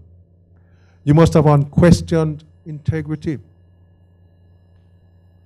The most important quality that you have is not the qualifications that you have, it's whether people can trust you. Whether they can trust that when you say something, that is how it is. Whether they can trust that you have their interests at heart. You must be an effective negotiator and persuader. You must learn how to manage not just downwards, but sideways and upwards too. You must develop and own your own track record of success. Do not expect that because you have qualifications that you're automatically going to be accorded success. Life does not work like that. You must be proactive, forward-thinking, and strategic. You must be a change agent because you must lead change. You cannot be reactive and be successful. You must be, if that's the approach that you have, you will not be viewed or accepted at the table. You must be proficient in project management and teamwork. You must be extrovert. Many of us are not extrovert. I wasn't a born extrovert. I still am not. But you have to learn how to deal with people, not in a retiring way, but in a way that makes people feel that, boy, I'm glad to see you. I'm comfortable talking to you. I want to hear about your issues. Feel free to come to me to tell me your problems and I can help you resolve them. You must be visible. If people don't see you, they're going to say, if they don't understand my problems, how are they going to help me solve it? If they don't understand what's happening in the business, can't add value. You must understand the business you work in. It's not enough to be functionally competent in HR. You must understand how to read a balance sheet. You must be able to use financial language. You must be comfortable with technology. You must then understand the environment in which the business operates, the strengths, the weaknesses, the opportunities, the threats, the customers that you serve. Because if you don't, not only will you not be able to add value, but your very co-managers will not take you seriously. Henry spoke about the need to be comfortable with technology, business intelligence, analytics, measurement systems. You must be able to not only add value, but be able to articulate and demonstrate how you are adding value. This means using data. This means measuring. This means showing the impact of what you do. You must set service standards and ensure that those are met. You must be accessible to people. You cannot live in an ivory tower and be a successful HR manager. You must become known as a problem solver. You must know how to resolve conflict and grievances, because your role is largely to make sure that the human resource element within the organization is as effective as possible. Not just that you have enough people in place, but that they are engaged and working in the best interest of the organization. You must be comfortable with fast pace of change. If you're going to be working in a unionized environment, you have to be comfortable dealing with the union. Don't look down on them, work with them, because otherwise you're going to have a very, very difficult time. As I said, you must be comfortable with diversity. Now, there's a common error that people make, and that is that they stay focused solely on the business in which they work. That's not what is going to get you where you need to go. You need to not only influence the environment within your business. Very often, if you want to be a truly successful HR practitioner, you need to be able to influence the environment outside of the business.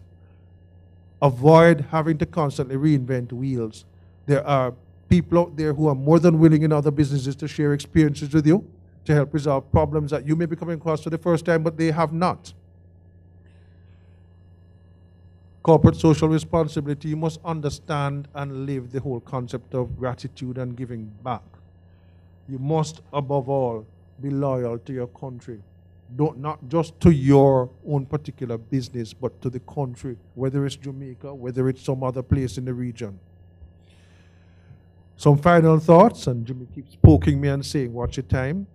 And these are not mine. This is from Sir Richard Branson. Clients don't come first. Employees come first. If you take care of your employees, they will take care of your clients. Always treat your employees exactly as you want them to treat your best customers. And I was the captain of my ship and master of my fate. I believe in myself. I believe in the hands that work, in the brains that think, and in the hearts that love. One love. Thank you.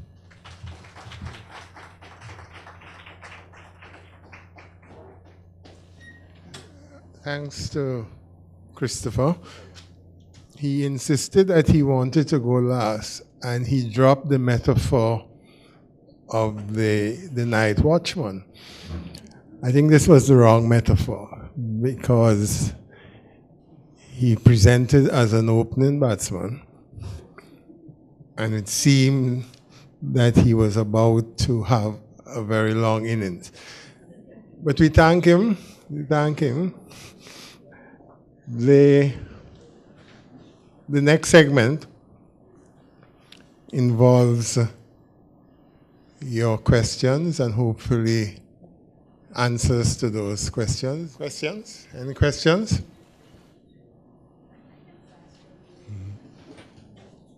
Mr. Bond, you were speaking, well, you started to touch on the different generations there are in the world currently.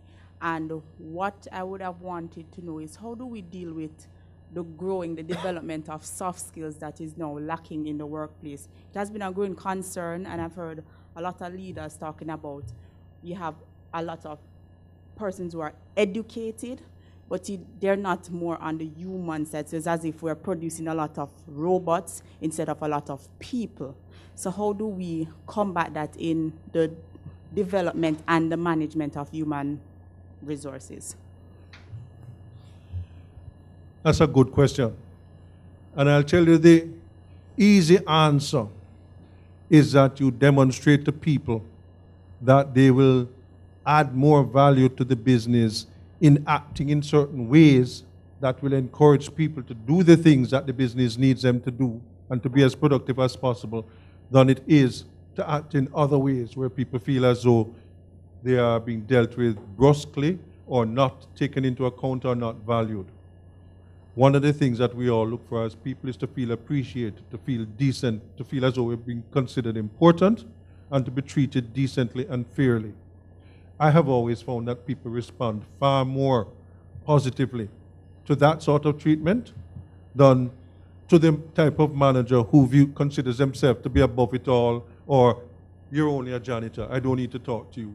That is not what inspires loyalty. That is not what is going to get people to follow your lead. That is not what is going to encourage people, even when they're not feeling well, to stay back or to put in the extra effort to make sure that the business and the other employees in the business are operating as successfully as possible.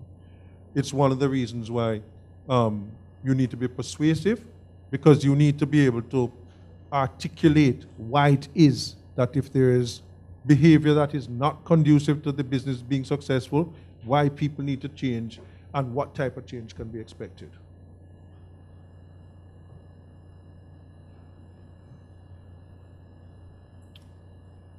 Further questions? Not a question, but food for thought, and on the same question that was asked. And I've oftentimes reflected on persons who study human resource management and what it is that you have to bring to the table. And more, I recognize that as somebody who gets into HR, you as a practitioner need to understand first who you are and what is it that you're going to bring to the table. I heard a discussion about understanding diversity, and more I understand as I also facilitate, lectures with human resource management persons who are coming to human resource management.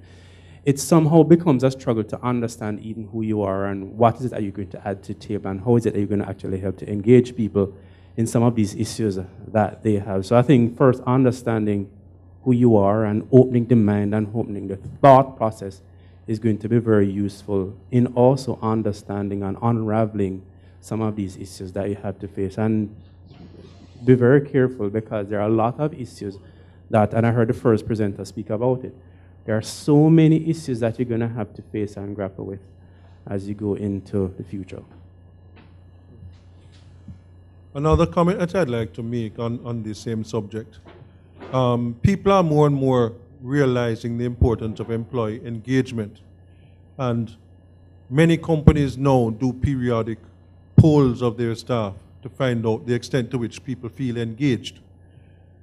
Now, this will provide you with information on how people view their organization, whether it cares about them, whether it's provided challenging work, whether they feel inspired to be as productive as possible, whether they would recommend the business to their friends, a lot of things like that. Now, two comments on this. First of all, I've seen too many cases where people do those sorts of employee engagement surveys and then do nothing with the results. Employees very quickly lose faith in that type of approach. And the next time that you do it, they're going to say, listen, we're not even going to bother participate because we gave you feedback before, nothing happened. That's one thing. The second thing is that very often those sorts of surveys are used to provide information to managers in terms of how they are viewed. And they are often able to be linked using the sort of data analytics that Henry spoke about to productivity of employees, to retention of employees, to those sorts of things. So again, you have to provide a reason that you can articulate why, if there's antisocial behavior taking place among certain managers, why it is in their interest and not in the organization for it to change. There are some basic questions that you're not asking. They're practical questions, and you don't want to ask them. But let me tell you something. You have to know who can do what. You have to know who can do what in your organization. I had a check for $5 million US coming while I was working at Grace Kennedy. Got on my desk at 5 o'clock. I called the financial controller at the time and I said, hey, just get this lodge for me because we can't lose interest on $5 million over a weekend. Correct? Oh, sir, the bank is closed. A master's degree and all that, Oh, sir, the bank. I said, well, just call the bank manager and tell him we're going to get the check over there, must lodge it in the account for you. You don't know the bank manager. So what do I do? I say, Marlon, come here. Marlon is the messenger. I say, Marlon, go lodge this check over at Scotiabank for me. 5 minutes later, Marlon come back with the receipt. Him know the guard. Him know the teller who is looking out there and say, hi, Marlon. You understand me? And man, I lodge a check and I'm saying, what do I need the financial controller for, really?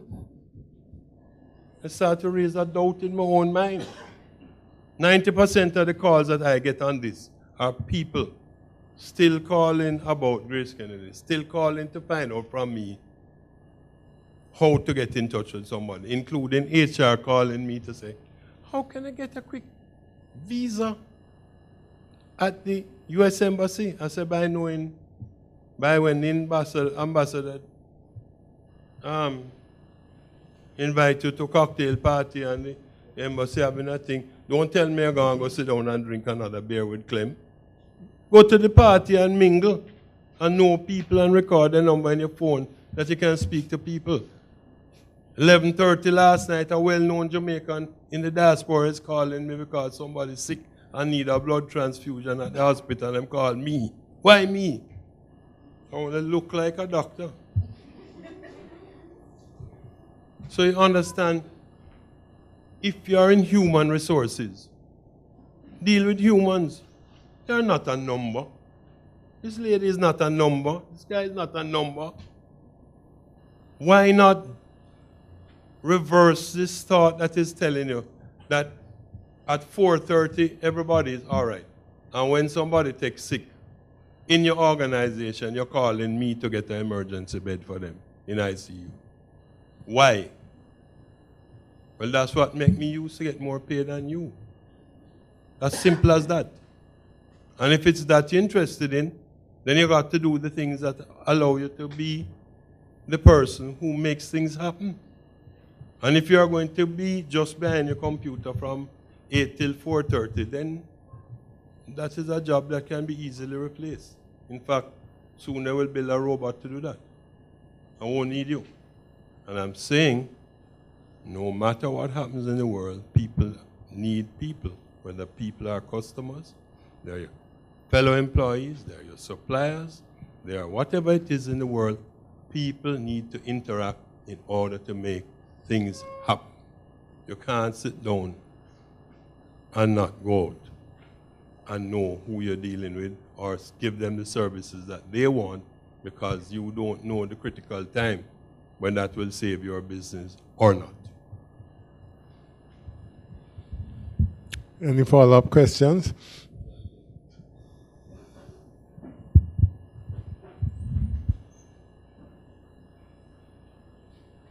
Hi, good evening, everyone. Good evening. Yes, Mr. Moss Solomon, this is your question. You were speaking about apprenticeship and the fact that there is not very good practice in Jamaica as it relates to that.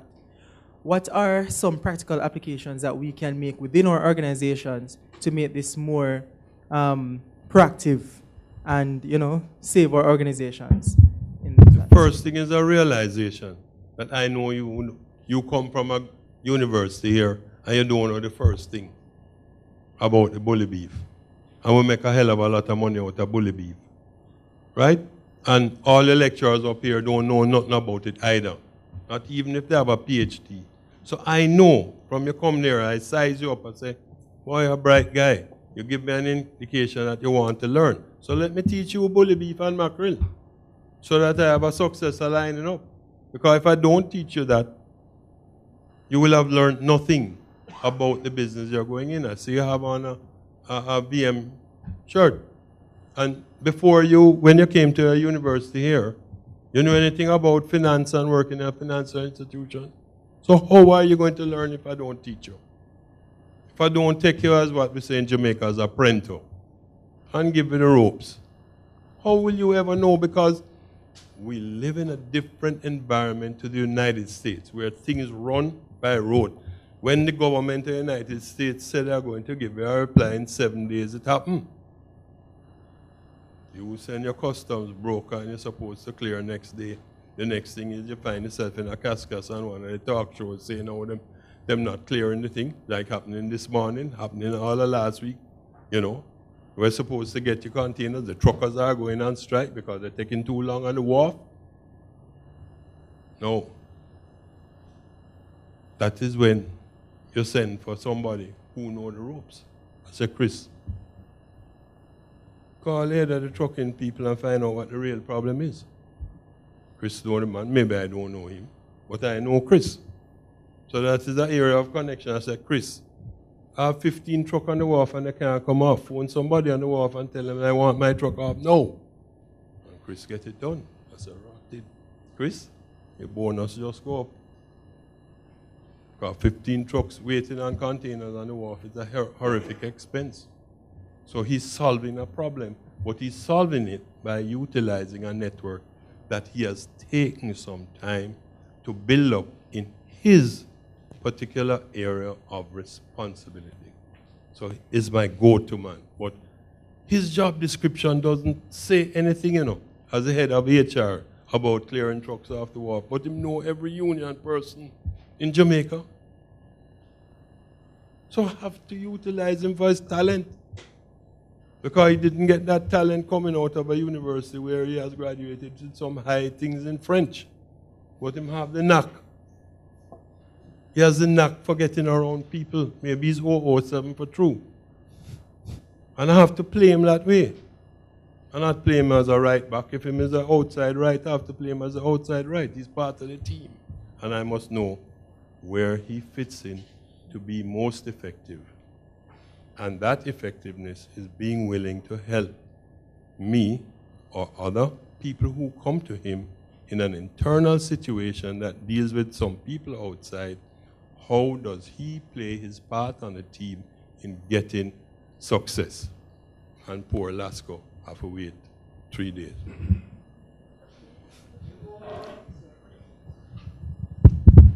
May I? Sure. May I just add a little bit on the issue of apprenticeship? Maybe now in organizations we refer to coaching, but there are two connections that we need to make. One of them has to do with the leadership role. It was you, Jimmy, who spoke about leadership. And there's a thing in organizations we call performance management, which is a tool that leaders use in the organization to get the best out of it. It's a leadership tool, not being recognized and used that way, but it's the first thing. A lot of times we get people new coming into the organization, and they are put on what we call probation. At the end of the probation period, we say, well, you're fit or you're not fit, and you're X from the organization. Or sometimes you're told you're not good enough, but we'll give you more time to get good enough. But whether it's that or further in the process, there's always the opportunity to have people assigned to experts in the field. And as Mr. Solomon has put it, so if in human resources you have somebody in your area who is not good at analyzing the outcomes of performance management, you assign that person to someone who will guide and coach. Because we use that term probably more now than apprenticeship usually is a formally recognized process through which you put people through processes and you train them and test them and so on. And it has worked for us, especially in the early age of industrial, well, when we had more factories and that kind of stuff. It was more associated there. And it worked, and there was a lot of resources put behind it. As much as it is not as formal now, though, organizations are finding ways to assign people to, I'm going to call them experts, who can guide them through in a structured way. And those of us in HR are to help managers to structure that process where you ensure that they get the right coaching, they understand the processes correctly and are able to apply them. Because that is one way of enhancing people's growth and development in the organization. So however you do it, whatever it is, I think Jimmy's talking about a more informal one. But it works, and sometimes the informal is what hits the spot. So it's a matter of applying it, looking at where people need to go, how you can help to get them there. And do it. That's my take on it.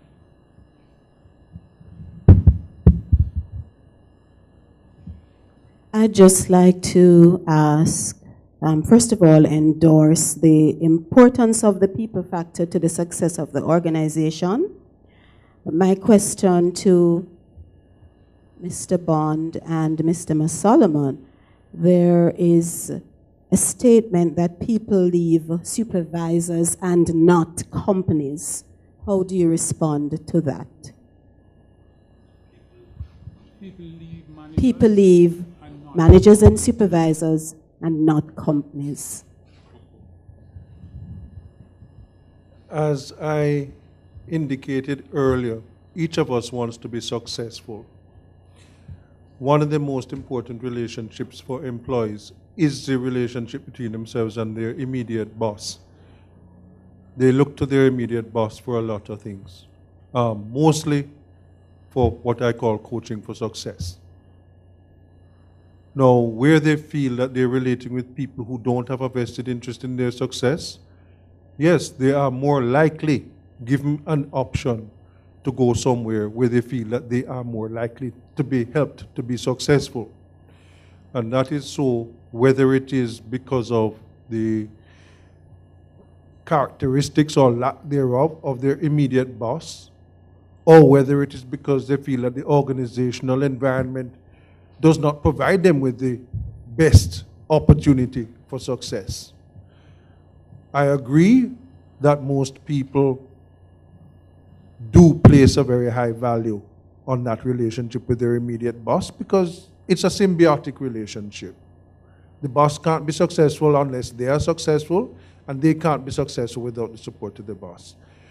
There's not always a direct line of sight. There may be a number of other factors that come into play, but it is an incredibly important relationship that between an employee and their immediate supervisor.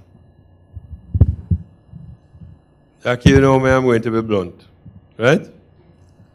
If I was the king of the world, I would ban the word supervisor from Jamaica's dictionary. Jamaica is a country that since slavery has learned to use certain words in an opposite or disparate way to the English language, although it sounds like an English word. So when I tell you soon come, you're not waiting on me, Jackie. When I tell a German, he will be out there till 2 a.m. standing up outside. Soon come is 2 English words. Supervisor in Jamaica that I have observed on construction site, in business, in every place, is someone who feels they are not empowered to take a decision because I don't call them the manager, and they don't take part in the work because they are not a worker. They are a watcher. And they don't even feel that there's a need to report it because them say, that guy then doing work. Me can't fire him. Me are not the manager. But me just watch him now do no work. You know that long time, 4 years he might work with me. But he doesn't fire him. Doesn't reprimand him. Does not encourage him. Just watch. There's a comic character in DC Comics that was there in the universe too. Takes no part in the running of the universe or anything, but him just watch everywhere. Like a supreme being, he doesn't make good or bad happen or anything happen at all. Him just watch. Sit down on a planet on the page of a DC comic and watch when Superman pass and when this one pass. Don't know nothing about it, although he's all powerful. So this is a problem we have in Jamaica. I like to suggest to people that we call people different names that represent the team. So like when I teach at high-low or somewhere like that, I'm teaching them positions. You know, I teach you how to be a right back. Because the right back, you know, must stop all the opponent ball from going. If you are going to be a sales rep or you're going to be something else, I have to find a name for you which brings the importance of it. Because I can't be expecting that because we lost the match. We lost one love. That is the right back fault because the center forward never scored any goal. And that's why we lost. The goalie won't beat the goalie. So I have to say, well, listen, man, you should have been in a better position. But then I can't reprimand the goalie only when the center forward was out there to score 5 goals, didn't score any. So I have to think about these things out of the box, because Jamaica is a place not confined to a box. Jamaica is the only country in the world where people will draw a knife over a game of dominoes. So this is what we are contending with in our workplace, you know. People come there with all kinds of problems from work these days. Entire population has been going to school. Some are doing better than others. But they're all, not because you have a master's degree, does it mean that you have a free-thinking mind, you know. That doesn't say anything about what you're thinking about, what you are doing. And therefore, these are things we have to be sensitive to in business. And that, to me, is not the job of a manager. That is the job of a leader. And I concur with the distinction between management and leader. Or at very best, the management is doing what a foreign supervisor does. But it don't work. Supervisor is not a word to be used in Jamaica.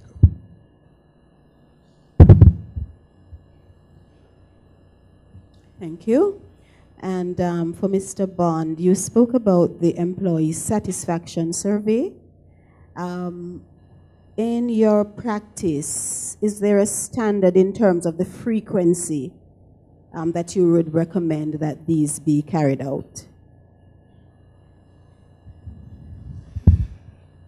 I can tell you what I have seen in practice. When what were then called employee satisfaction surveys were then started, it was conceived that this should be done on an annual basis. Now, that has changed to every 2 years because, one, many of the strategies that came out or that were devised in order to counter negative feedback from employees took some time to be agreed on and to implement and to take root. Secondly, something done too frequently starts to lose interest. So we were running into administrative problems. We were running into problems of not being able to deliver on our promise to address issues that employees brought forward as irritants. So annually becomes too frequent. Every 2 years, we're still looking at that because, again, there are some things that take some time in order to be able to be developed, implemented, and bring about a desired change sufficient for people to recognize that a change has taken place. So at the moment, I would certainly say not more frequently than every 2 years.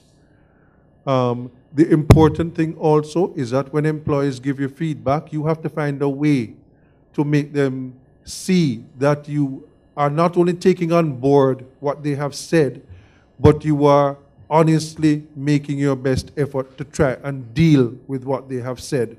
Because nothing will make you lose credibility faster than asking people what is bothering you. They tell you what is bothering you, and then nothing happens. So at the moment, I would say not more frequently than every 2 years, but not so far apart that you are not able to identify cause and effect in terms of the strategies that you are using in response to the employee feedback. Chris, let me follow up on that one, right? Because that employee survey thing, you know, I sit on many boards. I ask some really rough and pointed questions, you know. Because last time, because we want to reduce everything to a number, people to number, the management come and report to me, yes, man. Oh, 2 years ago, the employee satisfaction was 6.4. And this year, it is 6.7. So I said to them, well, I don't say it to myself, because I'm quite public, say, what the rot did that mean? What does that mean? Tell me, how do I get a measure of it that is not just a number, that is some number. How do I know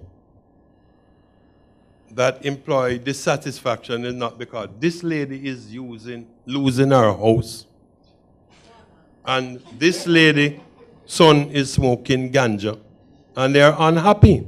It doesn't tell me that. And I'm just saying, at the board level, I am insisting that I get not a numerical analysis.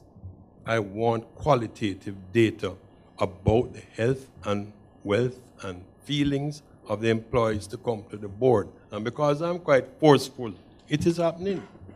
So we're not asking you for 6.2 and 6, and they say, yes, I've made my QOs and this is okay, and the bonus have to be big. I'm not buying that at all. Reality. Thank you. I'd just like to add a little bit.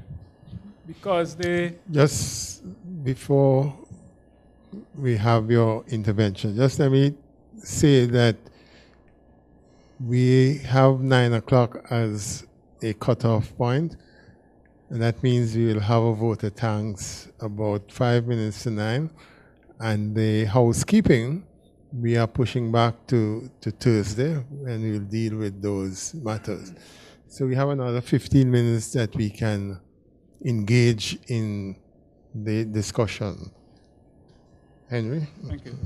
Yes, it's one of those things that organizations seek to measure because it focuses usually on the feel-good factor in the organization. Is this a company I like to work for? Will I recommend it to my friends? And, you know, all of those nice things. But then it started to become a little wobbly because you do it this year and you have not, so somebody said we are unhappy with supervision or leadership or the way you treat us, whatever it is. That gives you an opportunity to fix it.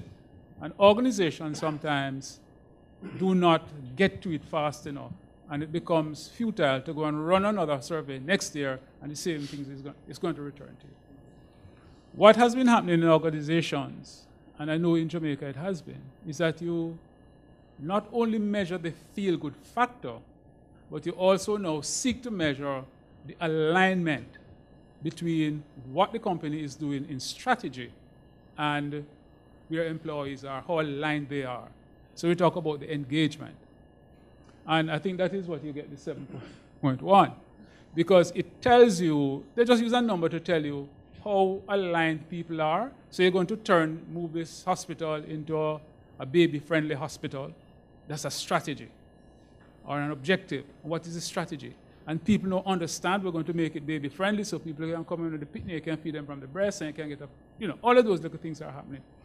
So the engagement measures the alignment between where the employee is and where the company is going. And usually, boards want to see how engaged people are. Because if people are not engaged with strategy, they're not going to succeed. Huh? So that is part of the measure. So it has evolved somewhat into a two-factor thing. The feel-good piece, but also how aligned we are, the employees are with strategy. Because that's where now you begin to get a measure of success of the performance of the business. Thank you. Chris, you had mentioned the Balanced Scorecard, with which I helped to implement twice in our organization, 1996, and again, 2002, because it was losing its effect. No. I found a flaw, and I had to go outside and write an addendum to the Balanced Scorecard, which I copyrighted.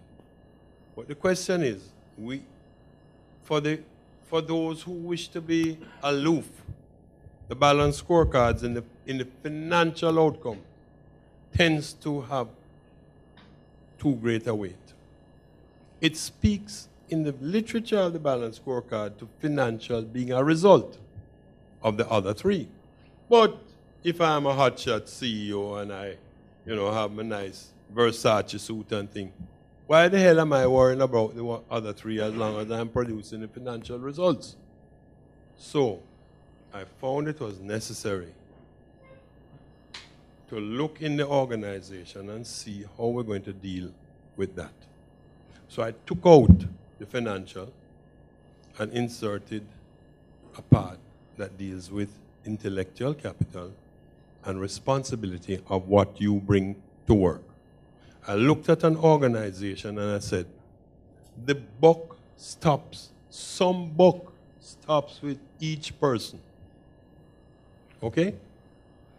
The messenger is responsible for getting the mail delivered on time. What about lodging the checks? What is that? What is that? What? Lodging the checks. Well, that was a bonus for him because the guy who should have been knowing that didn't know it. So I said, well, it could be quite okay eventually if we part company. No great loss. I have Marlon. So, but on a serious note, though, it's something stops somewhere. The job of making the data entry, accounting thing, debit and credit in the accounts payable rests with one person. There is a person who, God knows, they call a supervisor, whose job is not to make the entries, but to see that the entries are correctly made. And that box stops there. So if Chris to make the entry, and he make it wrong, he has a responsibility. But me, who is supposed to be the buck where it stopped, have to stop that incorrect thing before it reach the head accountant.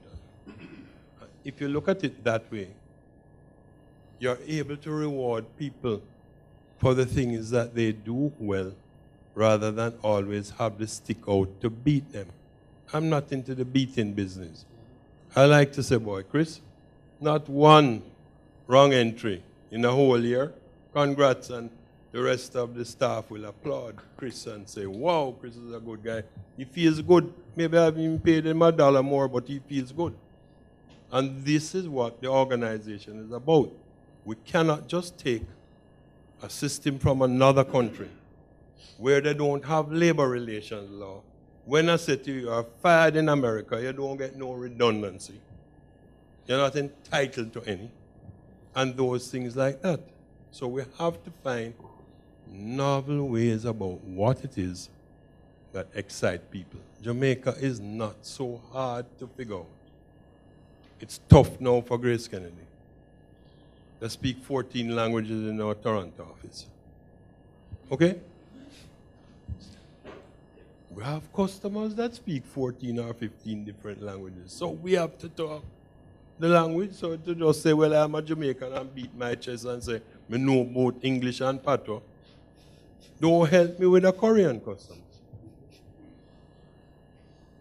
So there's a reality that you're going into, which is spreading the base of who you are doing business with. It's embarrassing. Try it for me. I'm a man phone switchboards all the time. Some big companies that just put out some kind of big annual report, and we have a thing on RJR and TVJ, everybody was there. And we're saying this, and they come on the nightly news with a sound bite, the phone there, that's saying, we have now expanded our business into Central America. The phone, the switchboard. Hi. Good morning. This is so-and-so company. I said, buenos días, ¿cómo está?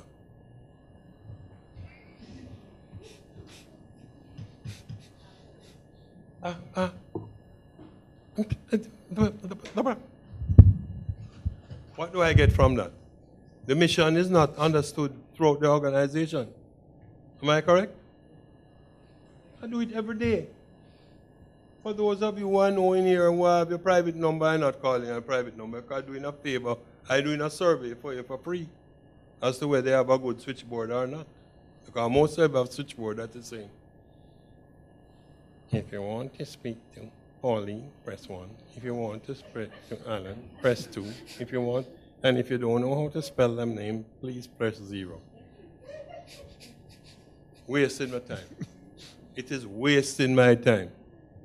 And at the price I would like to bill my time at, it would be very costly for me to call you guys. I'm not cheap. I may be free, but not cheap.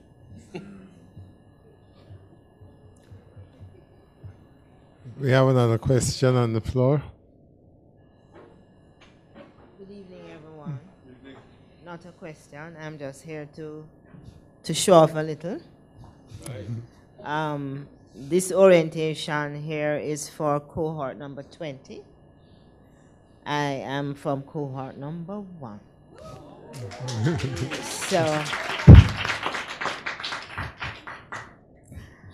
just to say that Olivine sent an invitation to the alumni, and it's very important that we come to help you to understand.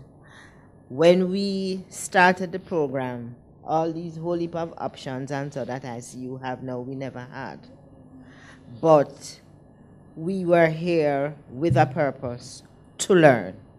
And we intended to go back into the workplace to make a difference. So I don't want you to come because HR is the easiest masters to get. It is not. Now, if you listen to the 3 panelists, the role of an HR practitioner in the evolving environment is far more difficult now than it was 10 years ago, 15 years ago. For me to recruit now is a pain because they come with university degrees, but they don't even know how to sit properly. Home values, the structure of the home is down. So you find the whole issue of coaching, the whole issue of apprenticeship. So you as an HR practitioner, you really do need to know yourself. And in your department, you need to have, if you are not an extrovert, you have to ensure that you employ extroverts. Okay? I've had my CEO dress up as Superman, and we're having staff awards who want to be different. And I get a lot of cussing, but they're putting on the outfit and they're coming, and the staff have a good time. You have to be influential, and you have to lead by example. So I thought it was important that I came here as cohort 1 to say that you have chosen the best possible master's degree. And I'm expecting that when I see you before you graduate and after you graduate, I can feel proud that you are in fact an HR practitioner who is making a difference in your organization and doing the profession proud. So put your head to the wheel. It's not about the GPA that you get. It's about the ability to learn and apply. You have to graduate, yes. But when you come to me to be interviewed, I'm looking at who you are and the value that you bring to my organization, not the fact that you have a master's degree. So, Mr. Branch, panelists, thank you.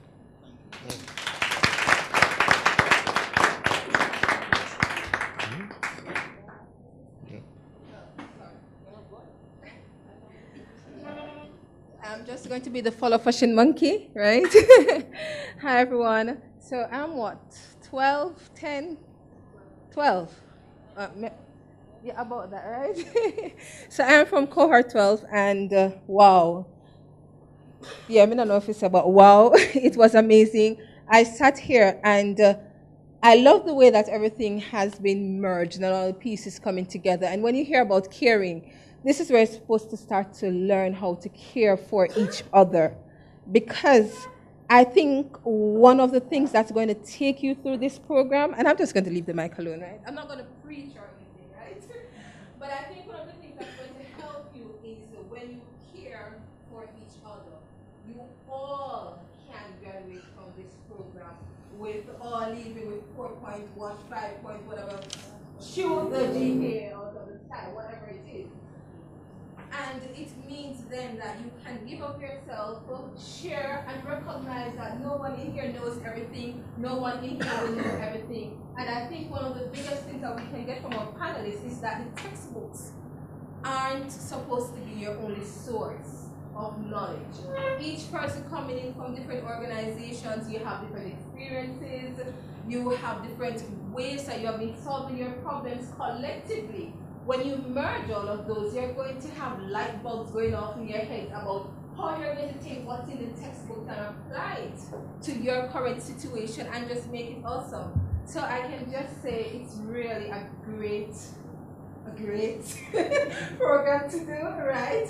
And you're going to learn so much. But please do not miss out also on the opportunity where you can forge friendships. Don't miss out on the opportunity to grow into who you can become. Don't miss out on the opportunity to get stuck that you're here to get this piece of paper, as some people say, and you forget that at the end of it, you'll just blossom, you'll just bloom, and that when you go into your organization, the person who you have become while doing the program is the person who is going to show up. And you have to make that just a collective effort where everyone is contributing to who you are. All right, and just have fun. Yeah.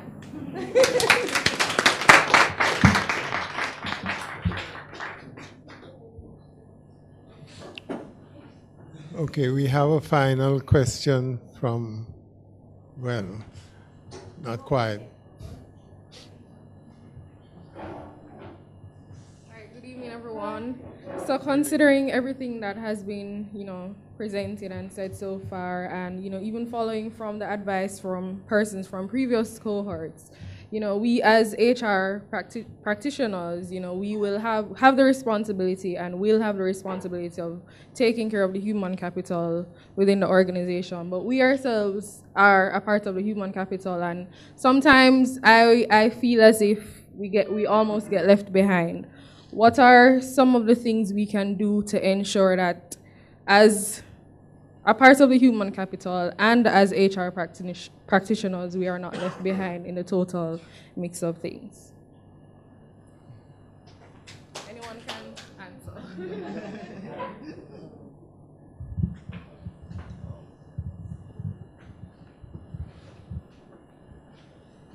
My way. I don't know that there's any, well, you're going to find a lot of reading on that. I think the critical thing is which environment you're in, because the question of context is very important. So are you in, say, for instance, the banking industry in Jamaica, or are you in the public service, where you are? Well, a couple of things I think run through, and Chris touched on some of them. There are some personal characteristics about being credible, that, what I say is what I will do, what I promise I will deliver on. Then there's the mastery of what you do. You don't have to know everything, but you must have that willingness and appetite to learn quickly, and grow and create value in your organization. But I think at the end of the day, the big issue is that how do I help my organization to deliver the goals? Let me say something. Every person who gets hired to an organization is hired to help that person meet its objectives. That's the only reason.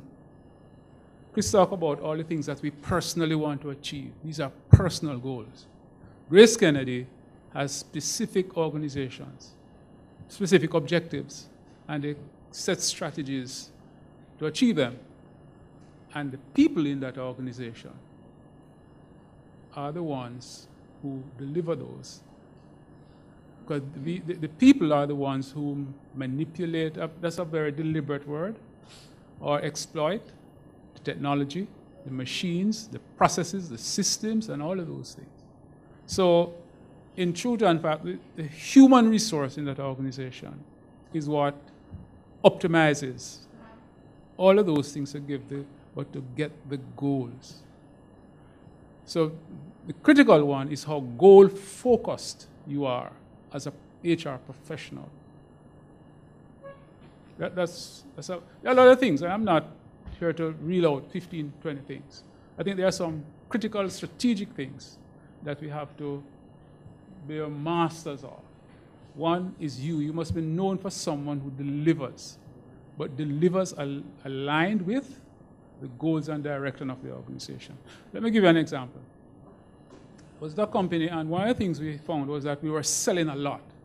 Salesmen were just churning out products. But when we checked the market, the data was showing that customers were not satisfied with the service they were getting. So you come in and you want to offload the product and you want to move. You don't help to look at the merchandising and all of those things and help the customer with what to do to move the product fast enough. So as a board, we said, okay, if we can keep sales where it is, but let us build now on customer relations. Having gone to my HR team and say, well, this is a new direction, it's a strategy, the compensation manager comes up and says, this year we're introducing a new incentive that is going to blow your compensation X percentage above last year if you sell X, Y, Z more. Now, you can realize that that person's job would have been on the line. Because here it is that the organization wants to build loyalty with customers, but here's somebody, a HR practitioner, who is coming to tell the employees that if you sell more, which is you're going to get more products out there, but you're going to be driving your customers away, and that's where the competition gets to creep in. So we have to be aligned with strategy. All right, so I'll leave it right there. I think those things are some of the things. Yes, I'll give Grace the opportunity. Since we have somebody from the first cohort, and Grace is from the cohort before that.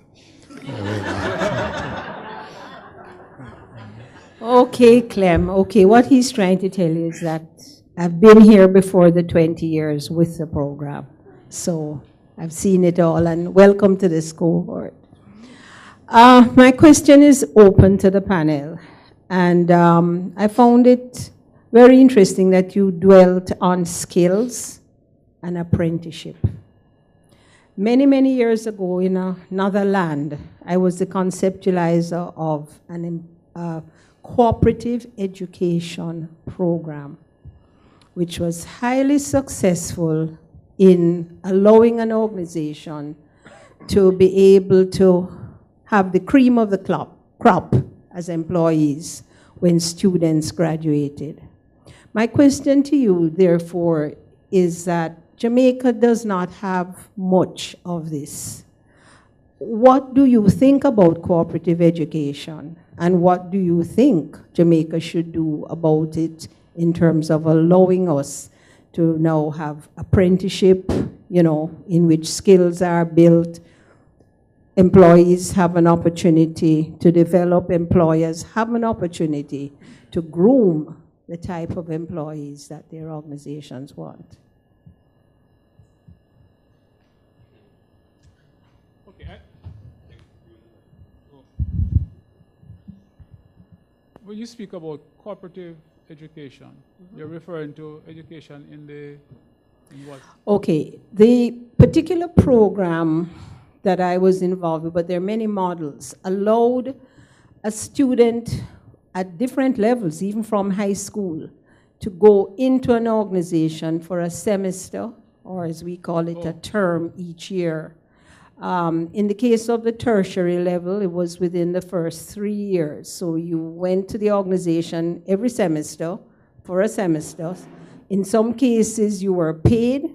In some cases, you were not. In most cases, in the first year, in the first semester, you were not necessarily paid because you had to then begin to show some value or worth to the organization. Okay. And you were paid not necessarily at the regular rate, but you were paid. And at the end of the time, of course, every year there was a report. Every semester there must be a very structured report back to the organization, etc. But it became a partnership, and it also allowed people to afford to go to school as well, but it gave the employees, the employer, a lot of value in getting the cream of the crop. Okay, I got it. All right, for what I know, this happens maybe not in a wide and celebrated scale, but it happens. I know in secondary schools, they have sixth form students who go, or even fifth form students who go into some organization and learn some skills, some things. But I know at this university, for instance, a lot of the professional programs in social science, for instance, have people not apprenticed, but part of their, well, internship is one, but even in the intramural stage, first year, second year, they're going to school to get practice. They work with professionals and they are graded and they do things. I know the one that I'm very familiar with is, for instance, social work, where they go into organizations and communities and practice what they learn and practical. Thank you. So there's a difference. Yeah, but also, I know the Heart Trust, for instance, they assign students to organizations. NYS, yes. So it happens, maybe not in a very cohesive way. Maybe the goals are not well spelled out, but I know it happens. I have encountered them in organizations. And for instance, I know in any organization I work and they come in, we usually look at them to see what's the potential for hiring. And so, again, but I don't know whether it's something that, say, the private sector or the government itself, and maybe government can take it up. I don't know how the private sector, because part of the thing with apprenticeship is that the labor market has changed significantly. And it was nicely put. I like the way you put it, Mr. Solomon, where he spoke about the post-slavery coming out, and he made a case for apprenticeship. But the labor market has changed. I think you said that 4 or 5 university graduates don't necessarily get the kind of work that they want. So we have, in aspects of the labor market, a lot of qualified or trained or educated. I'm using terms that we can select based on where people are. Select talent that can't fit into some aspects of the labor force. And so organizations see that are going to say, why am I investing training dollar or apprenticeship dollar where I can pick up qualified people at the cost of people not so qualified? So you're saying it should be a political decision as well? You see, I think we more rely on the state to absorb some of those costs. Organizations are so now focused on profitability or growth and building things, and the cost of doing business is sometimes very prohibitive. And if they can't see the direct connection to the bottom line, I don't know that I would hold out a promise that it would get, across the board support. That is my view of it. Maybe. Having had nothing but high school graduates to work with from 1922, when Grace Kennedy was founded, up until the very late 70s, we had to do something different, because at that time, we thought, wow, we have some people here managing companies that have never had any formal training. We had like 71 or 75 companies in 1990. So what we did, we set up the chair here, the Carlton Alexander chair, in management, brought down for the post Professor Gordon Shirley. But we ran an internal, I like to call it, this wasn't called that, it's an internal MBA program we ran. But here's how it fit the strategy. We brought into this pseudo MBA program managers from across the group. So we built, by having evening classes or day classes, sometimes with a half-day release or something, we built a network. We built a network so that the guy who is over at port services knows the person, and the lady who is over at the food side, who knows the person who is up at financial services, etc. And by and large, that removed the pressure from us now. They built their own network. So they call their own colleagues who they have been to school with, just like the old school tie. JC boy called JC boy, and KC has it down to a fine art, but we built that within the company because what we thought is that our managers who have risen to being the GM of various companies certainly have acquired the practical skills. They have not acquired maybe the theory behind what they're doing is right, but they could network, and it worked handsomely for us. They stopped it because we had some new ideas, and somebody said, oh, let's not run that again. Let us get this one from that one and this one from here, and let them lecture on this, and they don't know anything about our business. So what I'm finding now is that I'm hearing just this last year or two, they're putting that program back together. Okay. So you advocate that it's something that should probably be replicated or given more importance? If you have a company whose philosophy is take what is good for Jamaica and make it good for Grace, it suddenly dawns on our minds that we wait on nothing. We wait on not who is the Prime Minister, who is the Minister of this, whether it's Christmas, New Year, Valentine, or anything. If we have a job to do, and it is the right thing to do, we'll go ahead and do it regardless. So we're not saying we're like the rest. This makes a differential between ourselves and the way our strategy operates to others who are saying, why not doing until them remove bureaucracy in government? We've been operating 95 years with bureaucracy in government, so what the hell is another year? Why do we pause? Pass the baton and run. Thank you. And don't pull up. Thank you. And don't pull up.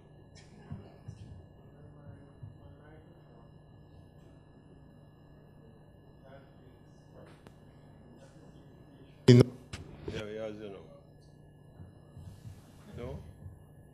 Lose connection.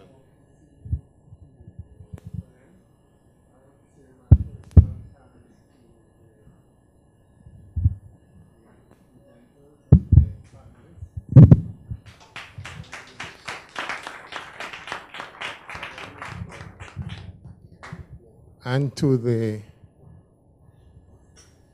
members in the audience, and I will hand over to have a more formal thank you by a member of the incoming cohort.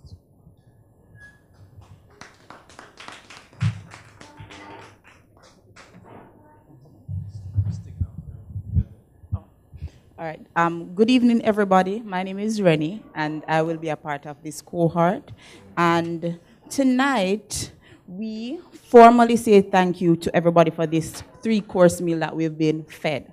We call it a 3-course meal because we have been given a facility to be housed in. So we thank the Social Welfare Training Center for having us here.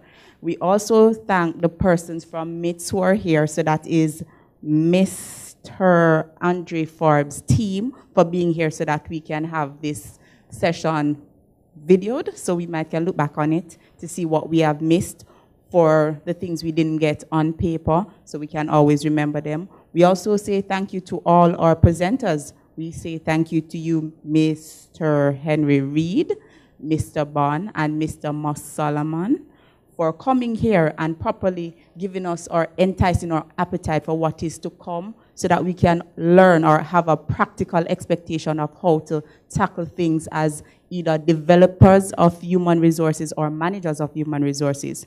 So we thank you for everything, the history coming in, how we evolved over time, for stuff like how we move from apprenticeship to coaching to what is now called succession planning in a more informal type. But we look on how things evolve and how we network properly to make things better. Because the thing that we have always noticed is that people run the world, no matter how much machines we have. When I leave a company, I leave with history that you don't necessarily know. So even when I'm not there, people still need me or they consult. That's how a lot of persons are capped consultants for a particular company, because for my company, my IT manager migrated. And we still have to consult him because the things that he learned about the system is not things he necessarily know in a book. You learn these things and we understand that persons individually, they bring their own talent, and that is why it is always a great thing to retain culture, to retain people more than to retrain, because you have somebody working who has built even 40 years of service. It's not the service that they build, but it's what they have learned over these 40 years and how they have moved along with it. And we understand everything that you have given us, and we say thanks for that. Thanks for enlightening us for everything. We thank our caterers who are outside somewhere.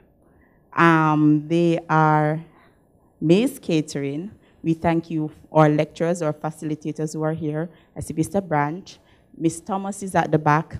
For those who don't know, that's the person behind the emails. She's there in the red. Miss Thomas, say hi. So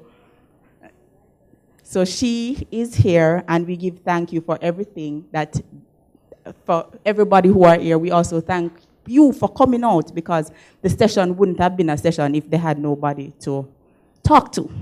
So with that being said, I'm going to ask Miss Alicia to come and give Mr. Reed a token of our appreciation for being here.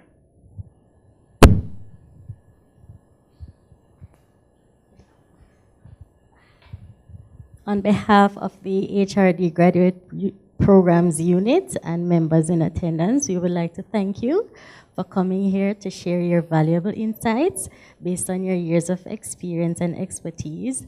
And we certainly appreciate it, and we'll take all of what you say with us throughout the program and beyond.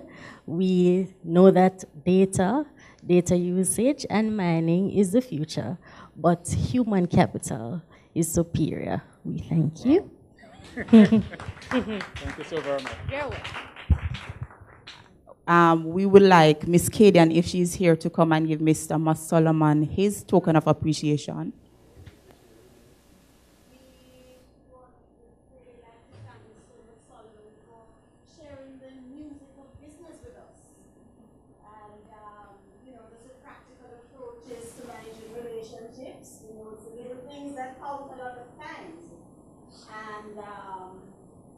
The experiencer that you share is priceless. Thank you very much. And to bring personal thanks to our next presenter, Mr. Christopher Bond, I am asking Mr. Joseph Robinson to come and hand over his token of appreciation.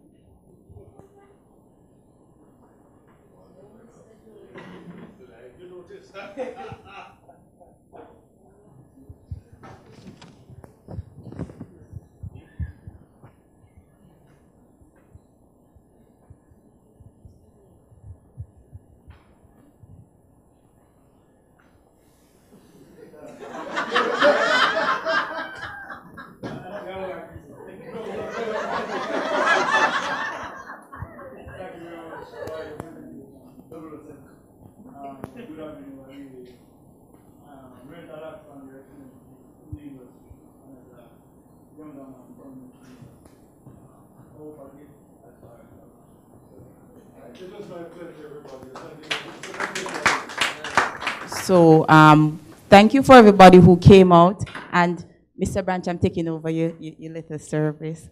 Remember that we have a follow-up to this on Thursday. So we're asking that everybody come out early so that we can get as much out of the sessions as possible. All right?